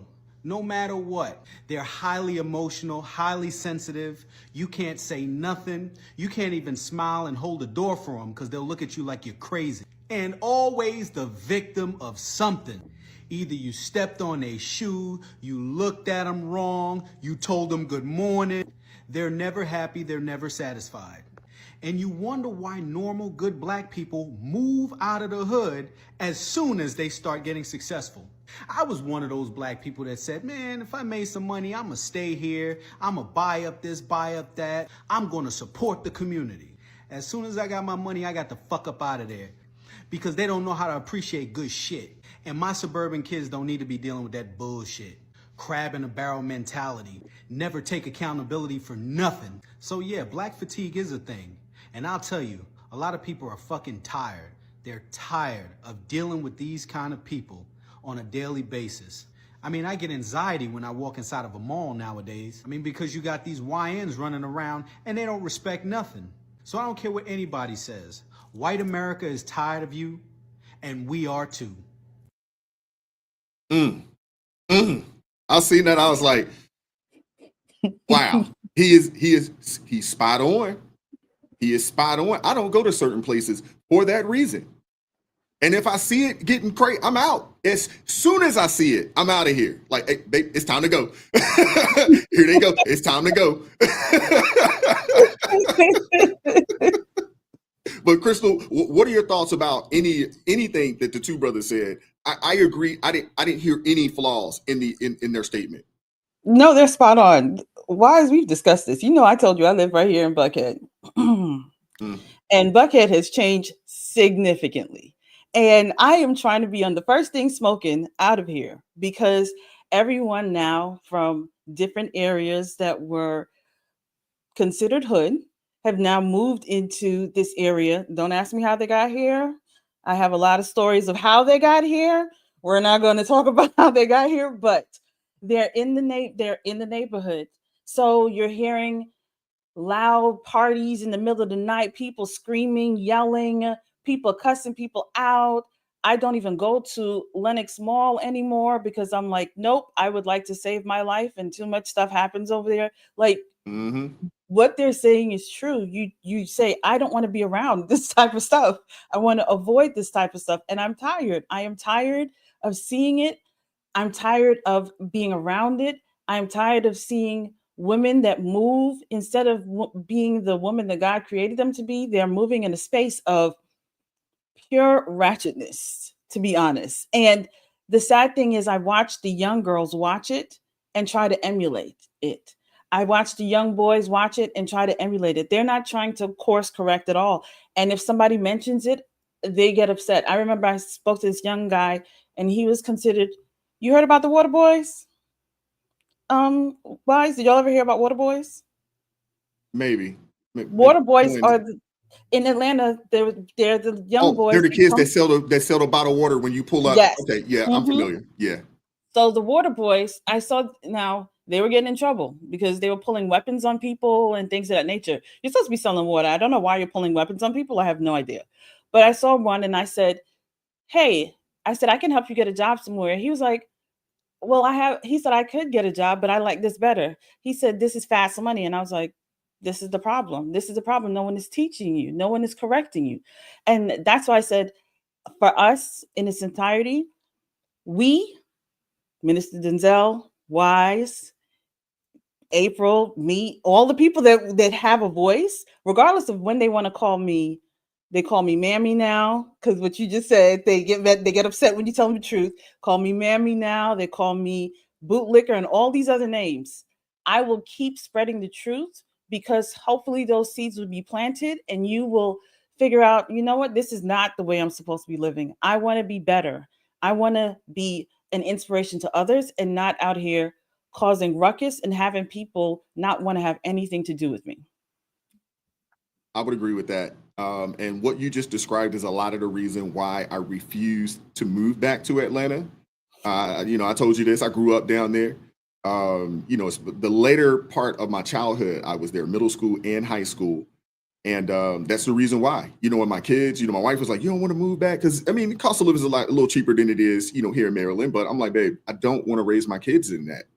I don't want my kids to go to school with this foolishness. I just don't. So we, on purpose, decided to stay here. Now I do want to move south, but I'm not moving back there. I like to go and visit. And, I don't mind going to a Falcons game, things of that nature. But you go to Lenox Mall, and Lenox Mall, Minister Denzel, I don't know if you've been to Atlanta, but Lenox Mall is it's supposed to be the upscale mall. This is the mall where you'll get your all your designer stuff, your Gucci and all this other kind of stuff, that designer stuff that people buy, which I refuse to do. But there's shootings, there's all types of craziness that happens at this mall. And it's just unfortunate, man. And again, you can't correct it. And the thing is that what bothers me a lot is that the people that aren't living in those areas, if you say anything about them, you have people and say they defend them. They defend them. So even though they don't live there, they're not a part of that. They still defend the behavior because, hey, you have to defend them because they're Black. And I don't like that because I just feel like, hey, if it's wrong, it's wrong. You call it out. The one thing I will say that I appreciate, about other demographics in this country, whether it's whites or Asians and things of that nature, they're what we will call undesirables. They steer clear of those people, even if they're in their family. Yes. They steer clear, like drug addict. Nope, you can't come around anymore. Black folks, unfortunately, even if it's family, because it's family, we'll say, we know he's a drug dealer. Just lock up your stuff. Don't let him go upstairs. But they will still invite them over to the cookout. They will still, you know what I'm saying? Like, we're like that. We do that. So we, for whatever reason, even if we don't live it, we condone it because we're either silent and silence gives consent, or you feel like you can't say anything because I don't want to be disrespectful to Black people. And I just, how do we get better? What is the solution in your opinion, Minister Denzel? How do we solve this issue, or is it an issue that can even be solved? Well, good question. I don't think it's an issue that can be overall solved because you're dealing with human nature. You're dealing with human training. You're dealing with people who are. See, this is not something that happens by osmosis. People are trained to be this way. It happens through their upbringing. It happens through their environment. And until you can change their upbringing and their environment, you're never going to change them. However, we can teach each other. We can train each other. We can reach out. What I've done, I've actually befriended people and children who I know are like that, and let them see a difference. And a lot of times, like you said, a lot of people want to remove themselves from around them. But I think that more of us, more churches, more groups who are positive minded, needs to set up programs to really reach people who want to be reached. Because there's some of them out there like that want to be reached. We have to develop programs for those kind of people. I also have to say, I want to make sure that we don't get no one gets this twisted. We're not saying that these are only people in the Black community that act like this. No, we got people like this in every ethnicity. You know, you don't see them very often because it's more popular to promote the Black one on the media than it is to promote the white one or the Mexican or the Spanish. But they're everywhere. Trust me, I've seen all kinds of them. And again, and I just want to make that clear. That it's not just Black people. But the fact of the matter is that the only way to resolve it is that people who are righteous and got a head on their shoulder has to start putting together programs and reaching out to these people. And it's not easy to do because again, it's easy to say leave me alone and let me get away from them. That's the easy thing to do. But we are our brother's keeper. And the Democrats and they use government money and set up programs to just give them money and give them money and give them money. We need to do the same thing. We can get government funding or whatever kind of funding we need and put together programs for those who want to come in and get trained and literally train them on this issue. Teach them how to have manners. Teach them how to control their anger. Teach them how to respect people. Teach them how to deal with their frustrations and their anger. Don't just go off on the deep end. Listen, think about what you're doing and why you're doing it. You know, someone has to teach them that, and it's not going to happen by itself. I do agree with you. The one thing I will say when it comes to the church has to be in order from the pastor down. Amen. You can't be. I mean, there was a video that came out. Jamal Bryant. This was a couple years ago. I don't know if you guys noticed, but he was in Baltimore before. He's actually from Baltimore, but he was here before he, took over the church down there at Newburgh, down in Lithonia, and he was trying to quote unquote do exactly what you mentioned. And they ran his behind up out the hood because they knew he wasn't real. So, so you can't go there and not be on point. Yep. You know what I'm saying? You can't go there and not be on point because they understand, a con man when they see one, they live around them. So they know when somebody's conning them. And I'm just telling you, Minister, the video's out there. I mean, they literally ran his behind. Don't come around here. Excellent. Because the thing is that how you gonna tell you ain't living right? How you gonna come over here and tell us that what we need to do and you're not living right? Excellent. So, yes. So before we start saying it's got to be the right church, it's got to be the right pastor and the right people. That's because your church house can't be out of order, and then you're going to tell people that are out of order that they need to be in order. Can't do that. That'd be hypocritical. And the thing is that people see right through it. That's right. Excellent. These folks in these neighborhoods, they see the shenanigans on a day-to-day basis. They know a con man when they see one. Yep. You know what I'm saying? And the reality of it is, and you're absolutely right, Mr. Denzel, when you say, these people, they need to be taught. Democrats, they want to throw money at the problem, but money doesn't solve the problem. Money isn't the problem because it's a heart issue. These people, it's a heart issue. It's a cultural issue. It's in the foundation. So yes, money plays a role. But people really need to be taught, how to be respectful women, how to be respectful young men, how to dress, how to carry themselves, how to conduct themselves, how to problem solve, how to conflict resolution and things of that nature. Those are traits that need to be taught. And I've heard the stories, the teachers at school, you'll call home and little Johnny did this, that, and the third, and then mom will come to the school and cuss you out. Yep. For calling her about her bad kid. The other issue that we do have, and Minister Denzel, you mentioned this, and you're absolutely right. This isn't just a Black thing. It's not. But we're the one demographic that actually somewhat celebrate it. Most of our movies are around it. Absolutely. Most of the music glorifies and discusses it. Absolutely. So we're the one demographic in the country that, we have it, but we also glorify it. That's right. And what happens is it makes everybody else think that everybody's like that, not just a subset of the population. Because the reality of it is this: the majority of Black people are good, upstanding, productive citizens trying to do what everybody else is doing. We're trying to capture the American dream. We want to raise our families. We want our children to grow up and be productive citizens. That is the majority of Black people in America. That is a fact. but you have this small subset. It's really probably only about maybe 15 to 20% of the population, but they get all of the publicity. And when you think about the music, you think about the movies, they get the publicity. Right. And the reality of it is, and then you will have somebody like a Jasmine Crockett or some others out there that will tell you that, hey, that's Black culture. Yep. No, it's not. That is not Black. My grandma would tell you in a heartbeat, you better pull them pants up. That's right. Don't come in here talking like that. You better turn that daggone music down. Not in my house. My parents were like, you can't play, not here. Come on, brother. Brother Wise, you're making my point now. See, we have to stop letting the world, people, identify all Black people with each other, because that's not the way we are. We're not like that. That's just the whole point. I'm not them. They not me. And nobody's gonna make me be lit like them just because I look like them. It's just not. It's not working that way. Second thing you said that I want to make sure I comment on was that we have to stop allowing people to accuse people, Black or white, of being racist because they point out the evil in the Black community. We have to stop allowing them to get away with that. White people have just as much right as anybody else does to comment on a Black foolishness. And to allow them to be called racist, to be attacked as racist, is counterproductive to our success. If we're going to help people, we can't silence people every time they point out Black stupidity. It's not racism. And I don't let that go on in my presence. I don't care who it is. You ain't going to call nobody a racist in front of me because they're telling somebody that's Black they did something crazy. Same here. I have to say, when you were talking about calling people out in the churches, it's so interesting. I was talking about 2819. That's home church for me. Pastor Mitchell, that's home church for me.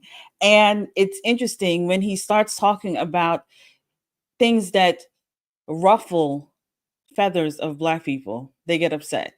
He was even talking about worshiping idols and things of that nature. And people started leaving the church because they were upset because he's calling out bad behavior and they're getting upset. And but they will sit down in Jamal Bryant's church all day long and listen because they're just getting what feels good. They're getting that hype message, that feel good message, so that they're able to continue moving in the route that they're moving. And unless people turn back to God, I keep saying it, unless people turn back to God, get their identity in Christ and stop letting the world tell us who we are and stop celebrating. One of my main people that I always talk about is Mona Scott Young. Mona Scott Young had the ability to make a TV show around, she wanted to do a TV show on Black culture, apparently. And she decided to do love and hip hop. And if you watch that show, if you even got a glimpse of that show, everyone that behaved badly, their star got higher and higher and higher. The more you behave badly, the more popular you became. That's right. If you were too low key, then I'm sorry, you're just going to be behind the scenes now. We don't need you in the front. We need you to act up. And it just always baffles me, especially as a Black woman. You shouldn't be promoting. If you don't want people to look at us like that, why promote that type of behavior constantly? And I agree, it's in all communities, because I've had people come in when I'm trying to correct people in its entirety. It didn't matter what race. They called me every name in the book for me standing up and speaking what truth is. So we just need to keep this world in prayer. That's right. I like Philip Anthony Mitchell. I was a little disappointed that he apologized for what he said. I was a little disappointed, but I understand the pressure that he was under. I understand it. But a lot of our issues is that we have kind of turned our back on God. We've turned away from the word.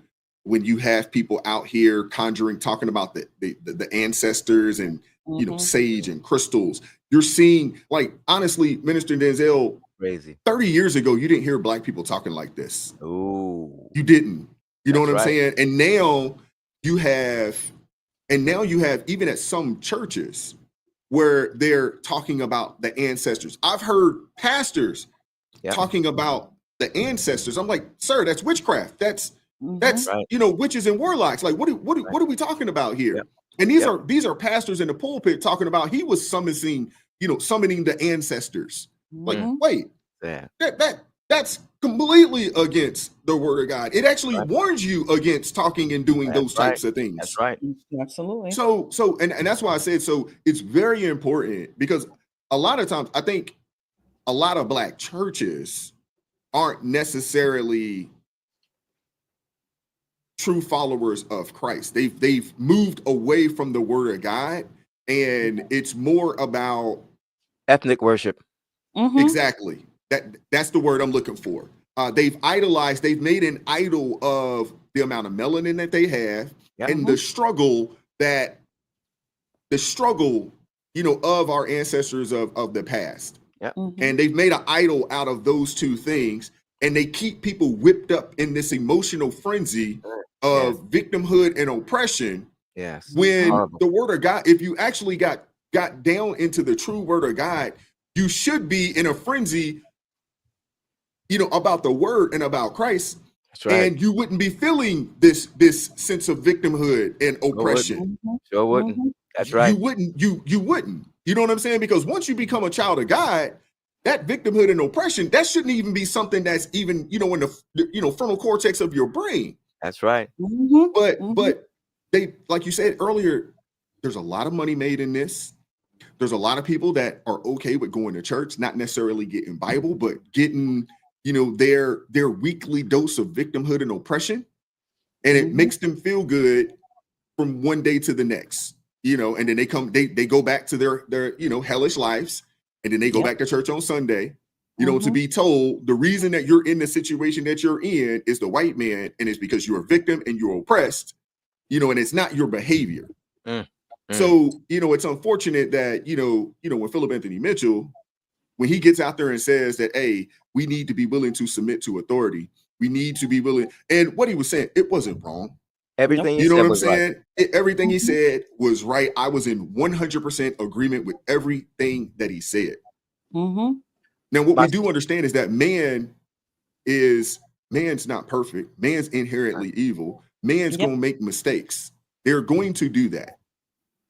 But when you get out there, and you got people upset with you for telling people the right thing, you got people willing. And to be honest with you, honestly, if you are someone that is, that goes to that church, that attends that church, that would consider themselves a member of that church, and people are getting up and walking out and leaving when they hear the truth, I'd say good riddance to them. Those are people you don't want to be around anyway. Good riddance.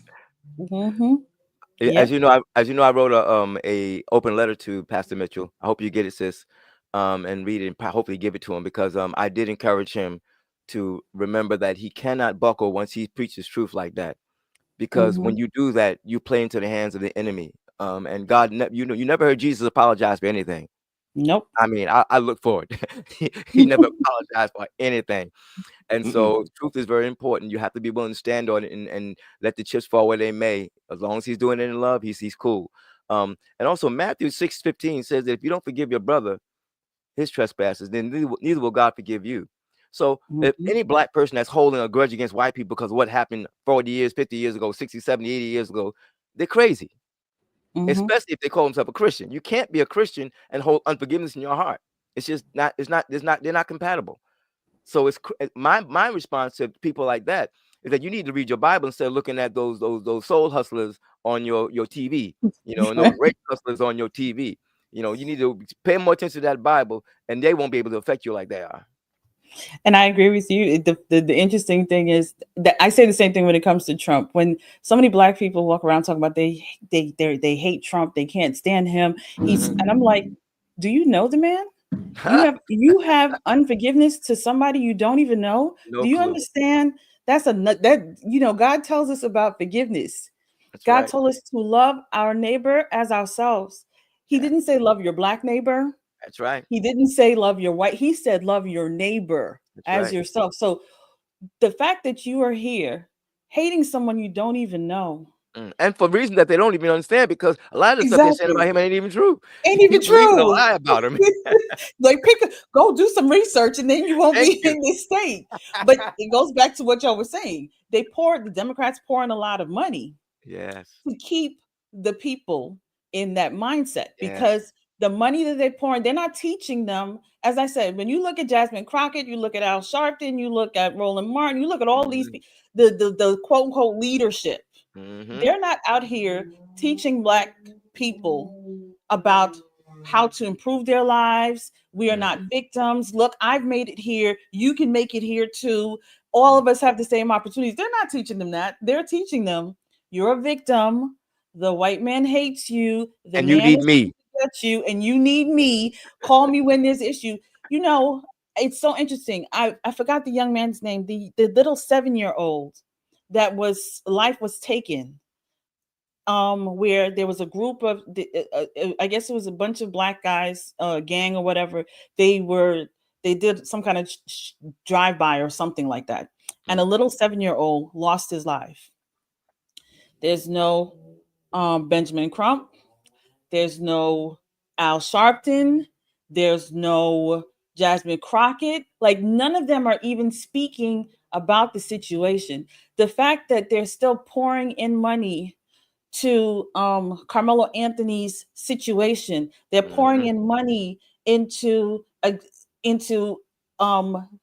Hintons, the man who allegedly hit the cop, and because of his son. They're pouring in money these places, but no one is actually stopping to look at this young child that lost his life just being in the house playing. No one cares because, again, they keep celebrating and supporting bad behavior. And if we don't get off this road, I promise you, a lot of people have a lot to answer to God. I don't know if they understand. God is writing everything of this down in his books right now. Right. Amen. Well, I don't think there are a lot of us, unfortunately, who really care. You know, and we're so easily swayed, you know, away from the truth. I mean, when you have Jim Clyburn, you know, go to the Black church and basically tell Black people, yeah, you got to forsake what's in this Bible and you got to get on board with the Democrat agenda. When you have a Jasmine Crockett go to another Black church and tell them, like, hey, I know y'all Black folks, I know how y'all feel about the alphabet community, but y'all gonna have to get over that. Y'all gonna have to get over that. I know how y'all feel about the trans agenda, but y'all gonna have to get over that. You're gonna have to forsake your Bible and get on board with this Democrat agenda because this is happening. Wow. When you have them come, the thing is, Minister Denzel, Crystal, they're not being covert anymore. No. The devil is wide open right now, and he is all out in their face, and he is telling you, this is who we are, this is what we're about. They're not hiding it anymore. And what really gets me is that you have people that are still willing to follow them. The mind, there are so many of these, you know, reprobate preachers out here that they have already bent the knee to the Democrat Party and their agenda. And they make some money by getting in these pulpits and they telling their parishioners that, hey, I know what the word says. I had a dude tell me today, I don't want to say dude, older gentleman today, older Black man, tell me today, elder at the church, he told me that the Bible was chauvinistic. He said this happened this morning. He's like, hey, don't you think the Bible's chauvinistic? I'm like, and I had to ask him because he's an elder at the church that he goes to. I'm like, so are you telling me that God's word isn't the truth? Is that what you're telling me? Are you telling me that you disagree with his word and his divine order? Is that what you're telling me? Oh, no, but I think it's a little chauvinistic. I'm like, you can't say that it's chauvinistic. Like what? And like what are we doing? But that's the thing. You have so many people that at this point, and now obviously, you know, staunch Democrat. Democrat. Always. You know, he's like, I don't care what they do and what they implement. Now, I asked him, and I had to ask him, I was like, he's like, well, I don't agree, you know, I don't agree with this, and this, but Trump's racist, and I just can't support him because he's racist. And I'm just like, see, these are people that they have idolized. They have idolized their melanin. They have idolized their victimhood and oppression over the actual truth of the word of God. Yes. And you have a lot of people out there that are like that. And a lot of it comes from the top. That's what I was saying. Yep. You got to have the right people going out and having these conversations. Amen. Because the thing is that people see right through it. They know when you phony. Yep. They know when you fake. And that's a lot of the reason why, I think with Philip Anthony Mitchell, I think that's why he's, been able to, attract a lot of younger people, to his church, because people can hear and see, there's some realness there. And that's also a lot of the reason why you've had a lot of men move away from these churches. It's not that they don't believe in the word, but they see the phoniness. Hypocrisy, yes. They see the hypocrisy. Yes. And it's like, and I'm one of those kind of people that I'm like that. There's been a multitude of churches that I've gone to, and when I see some things that are out of order and it's not being checked, I got to get out of there. That's right. That's why. I'm gone. Yes. Because I'm in my mind, I'm like, in my regular life outside of church, I am not around people like this. Amen. So going to church, I don't want to be around people like this. We're talking about people with multiple kids out of wedlock. You hearing the rumor mill of who's smashing who in the church. You hear, the pastor's son, he's got 2 or 3 baby mamas in the daggone church. Yes. Not married to any of them. So it's like when you hear these types of things, and men, we don't mind. For the most part, we actually look for leadership. We actually do. And we also understand our roles in things. Right. We understand it. Right. But we also, when we see something that isn't right, you can't get me to follow somebody that in my mind, I'm like, nope, he ain't right. His family isn't right. You know what I'm saying? Like his household isn't right. How you leading this one? Blind leading the blind. Exactly. So you have a lot of men that have decided, because you hear all the stories out there, the women are like, where are the men at the church? Right. We don't, because you can't get us with the emotionalism. You can't get us with That's that. right. You know what I'm saying? Like you have to be authentic. It has to come from a real place, and you have to be speaking to the truth that's written in the word of God, because a lot of us, we're reading it and and when I hear something that's like, that ain't right. Clicking in a hurry. That's right. Exactly. So you got to remove yourself, away from that. No different than, if I meet somebody, and I'm like, oh, they cool. But the first time I see a red flag, I'm like, okay, there you go. Nah, I can't be around that. There you go. Because that's the kind of stuff that will get you caught up. Right. And I think that's a lot of the challenge, that we have, in our community is, I love my people. You know what I'm saying? And I want to see you do better. Right. I love this country. I want to see it be better. I want to see us continue to strive towards becoming that more perfect union that was mentioned in the Constitution. Yes. And when I see people that are advocating for things that would stifle that, I got a problem with it. Amen. And when I see people, that, are doing things that you say it won't affect me, but it could be at your front door. That's right. Yes. So when you see something, I'm one of those kind of people that I can't see something and not say anything about it. I struggle with that. You know what I'm saying? And unfortunately, it rubs people the wrong way from time to time, because sometimes when you got to pull someone's coat and say, and I try to do it with love, I'm not going to cuss anybody out or anything like that. Just with love. But when you are wrong, like, and I think a lot of these people, they know they're wrong. Like the picture of the lady that threw it, she knew she was wrong. She knew. She knew she was wrong. She knew it.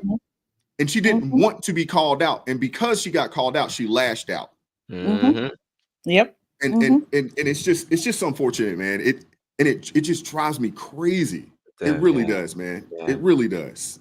Well, I'm glad you're addressing it, though, brother. I really appreciate the fact that you're addressing this kind of thing. This is what we need to do. Bring it to the public, bring it to the attention of the people, and people are going to hear it. They're going to listen to it. They're going to see it, and it's going to open up their understanding. While we're talking about it, we're doing damage to the other side. So that's our job. Keep it for the people. Give them intelligent solutions. Let them know that it's not acceptable, and we're not going to accept it. And that because you are black, don't make us the same. And we're going to speak against it. We're going to give you helpful information for those who really want to change. We're gonna keep it coming. And absolutely. we're a larger amount. Let's be serious. That's There's right. more of us that are that use common sense. We just keep quiet. But if we all Right. start Can't be speaking out, quiet. That's we right. can just push away the bad behavior and Right. show them, listen, we're not going to tolerate, we're not going to accept it. We're all going to speak out on your bad Right. behavior. We're going to Amen. let it be known that this is not acceptable. We're not celebrating this. We're not going to give you what you desire. We're going to Amen. stand up for what is right because that is what Christ calls us to do. That's right. Absolutely. Amen. Absolutely. Wow. Excellent. And you said it earlier. You said Jesus did not apologize for anything. When he seen something that was wrong, he called it out. That's why they killed him. Exactly. Exactly.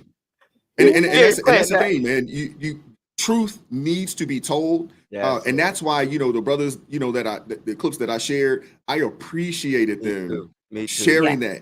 This is the type of things that need to be, needs to be said.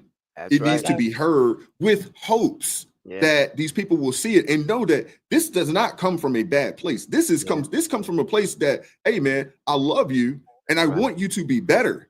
That's right. I want to see you. I want to see you. No different than if you know your kid, you got a kid that's a little unruly and out of order. You got to check them. And it's not because I hate you. It's because I love you enough to tell you that, hey, we need to tighten up. That's right. Yes, sir. And I wish more people would stop saying, hey, oh, this is a negative thing because you're saying something. No, we're saying something and people are starting to call it out, not because they hate you. Right. It's not a hateful thing. It's because we actually want to see you improve. We want to see you live a productive life out here. Yes. Thank you. That's the truth. And the thing is, people always talk about, Christ is loving, God is loving, and you're supposed to accept people. No. If you understand what truth and love is, I'm giving you the truth because I want you to be better. That's how you know that I love you. That's how you know that I want the best for you because I'm telling you the truth. When the Holy Spirit convicts you, it does not feel good. It does not feel good, but that is the truth. The Holy Spirit allows you to know you are on the wrong path. Switch it up because you're going the wrong direction. And that's what people have to understand. It's not about being nice, accepting of all of your bad behavior. This is the way I live. This is the way I was born. Somebody said this last night. We were doing like a TikTok live where we were discussing the word, and somebody says, I know because people will say, I was born this way. Great. Well, be born again. That's why we're supposed to be born again. And I was like, that is spot on. You don't have to live in this way. You can be transformed, and that's how we need to move. So accept the truth. It may hurt, but guess what? You're going to be better for it. That's right. Then if I keep lying to you, I tell people I am a real friend. I am a friend. Me too. That means I'm going to tell you the truth. I'm not going to be your yes person watching you walk up and down, misbehave, look crazy out in the streets. I'm not going to do that. I'm actually a friend. So I'm going to tell you the truth. I'm going to say, no, how you just handle that situation, unacceptable. That is not how you're supposed to deal with people. And if you're a friend, if we have a true friendship, then you understand I'm saying this out of love. I'm saying this because I want to help you. And that's how we have to move. That's right. I hear that. You're absolutely right. Let me read the super chat real fast. Shout out to Miss Dion, D. Maria Reacts with the $5 super chat. Says, have no fellowship with the unfaithful works of darkness, but rather expose them. Ephesians chapter 5, verse 11. Thank you very much. And you're absolutely right. You're absolutely right, man. I was going to do a call-in show today, but I'm not. We're already at 2 hours, almost 2.5 hours. But I appreciate you guys. I appreciate you guys pulling up, man. This was good. And to be able to tie these things in, between what's going on over in South Africa, what's going on in Mozambique, what's also happening here in our own nation. I don't know if anybody actually connected those two, but I thought it was pretty cool to kind of connect those two. And I appreciate you guys, coming on and helping to expand, on this conversation, man. Y'all make sure y'all go check out Crystal. You're on TikTok, right? What's your channel on TikTok? I'm on TikTok and on YouTube, Crystal Beyond Labels. I'm Crystal Beyond Labels everywhere. Outstanding. And Minister Denzel, they know you. They better know me by now. I'm on YouTube, but Probe Analysis. I'm also on Substack. Using my regular name, Denzel Monk. And the AFJM.net will get them all of my material. Outstanding. I appreciate you guys, man. Thank you very much for pulling up this morning. Thank All right, you. man. Y'all take care. You too. All right, ladies and gentlemen, I hope you guys enjoyed the show. Thank you to Minister Denzel and Crystal, man. That was awesome, man. I appreciate them pulling up, man, and helping to expound on the conversation, man. So I really, really enjoyed it, man. I hope you guys enjoyed the show today. Thank you to everyone that supported the channel financially this morning. Thank you to all my ARP family members and everybody in the chat this morning. I don't know how many likes we had, but I'm almost assuming that we've probably almost got 300 likes. Outstanding. Zephyr K9, thank you very much. Thank you to the Blues, T.A. Caskey, Zephyr K9, B. Who else? Brett Montgomery, Coaster. Thank you to the Blues, keeping things peaceful in the chat. I know it's difficult, when we get into these types of topics, it's one thing, we talk about, politics and what's going on, in the political landscape. But when you start getting into some of these conversations, around race and some of the other issues that we have in our country, sometimes, man, it can rub people the wrong way. And some of these conversations, sometimes they can be tough. But ultimately, these are conversations that need to be had, man. And I hope you guys enjoyed it today. And, I really, really appreciate you guys, man. We're going to get out of here. We'll be right back at this thing tomorrow morning, 9:30 a.m. Eastern. Keep God first. Stay prayed up. We'll catch up with you all tomorrow. Peace.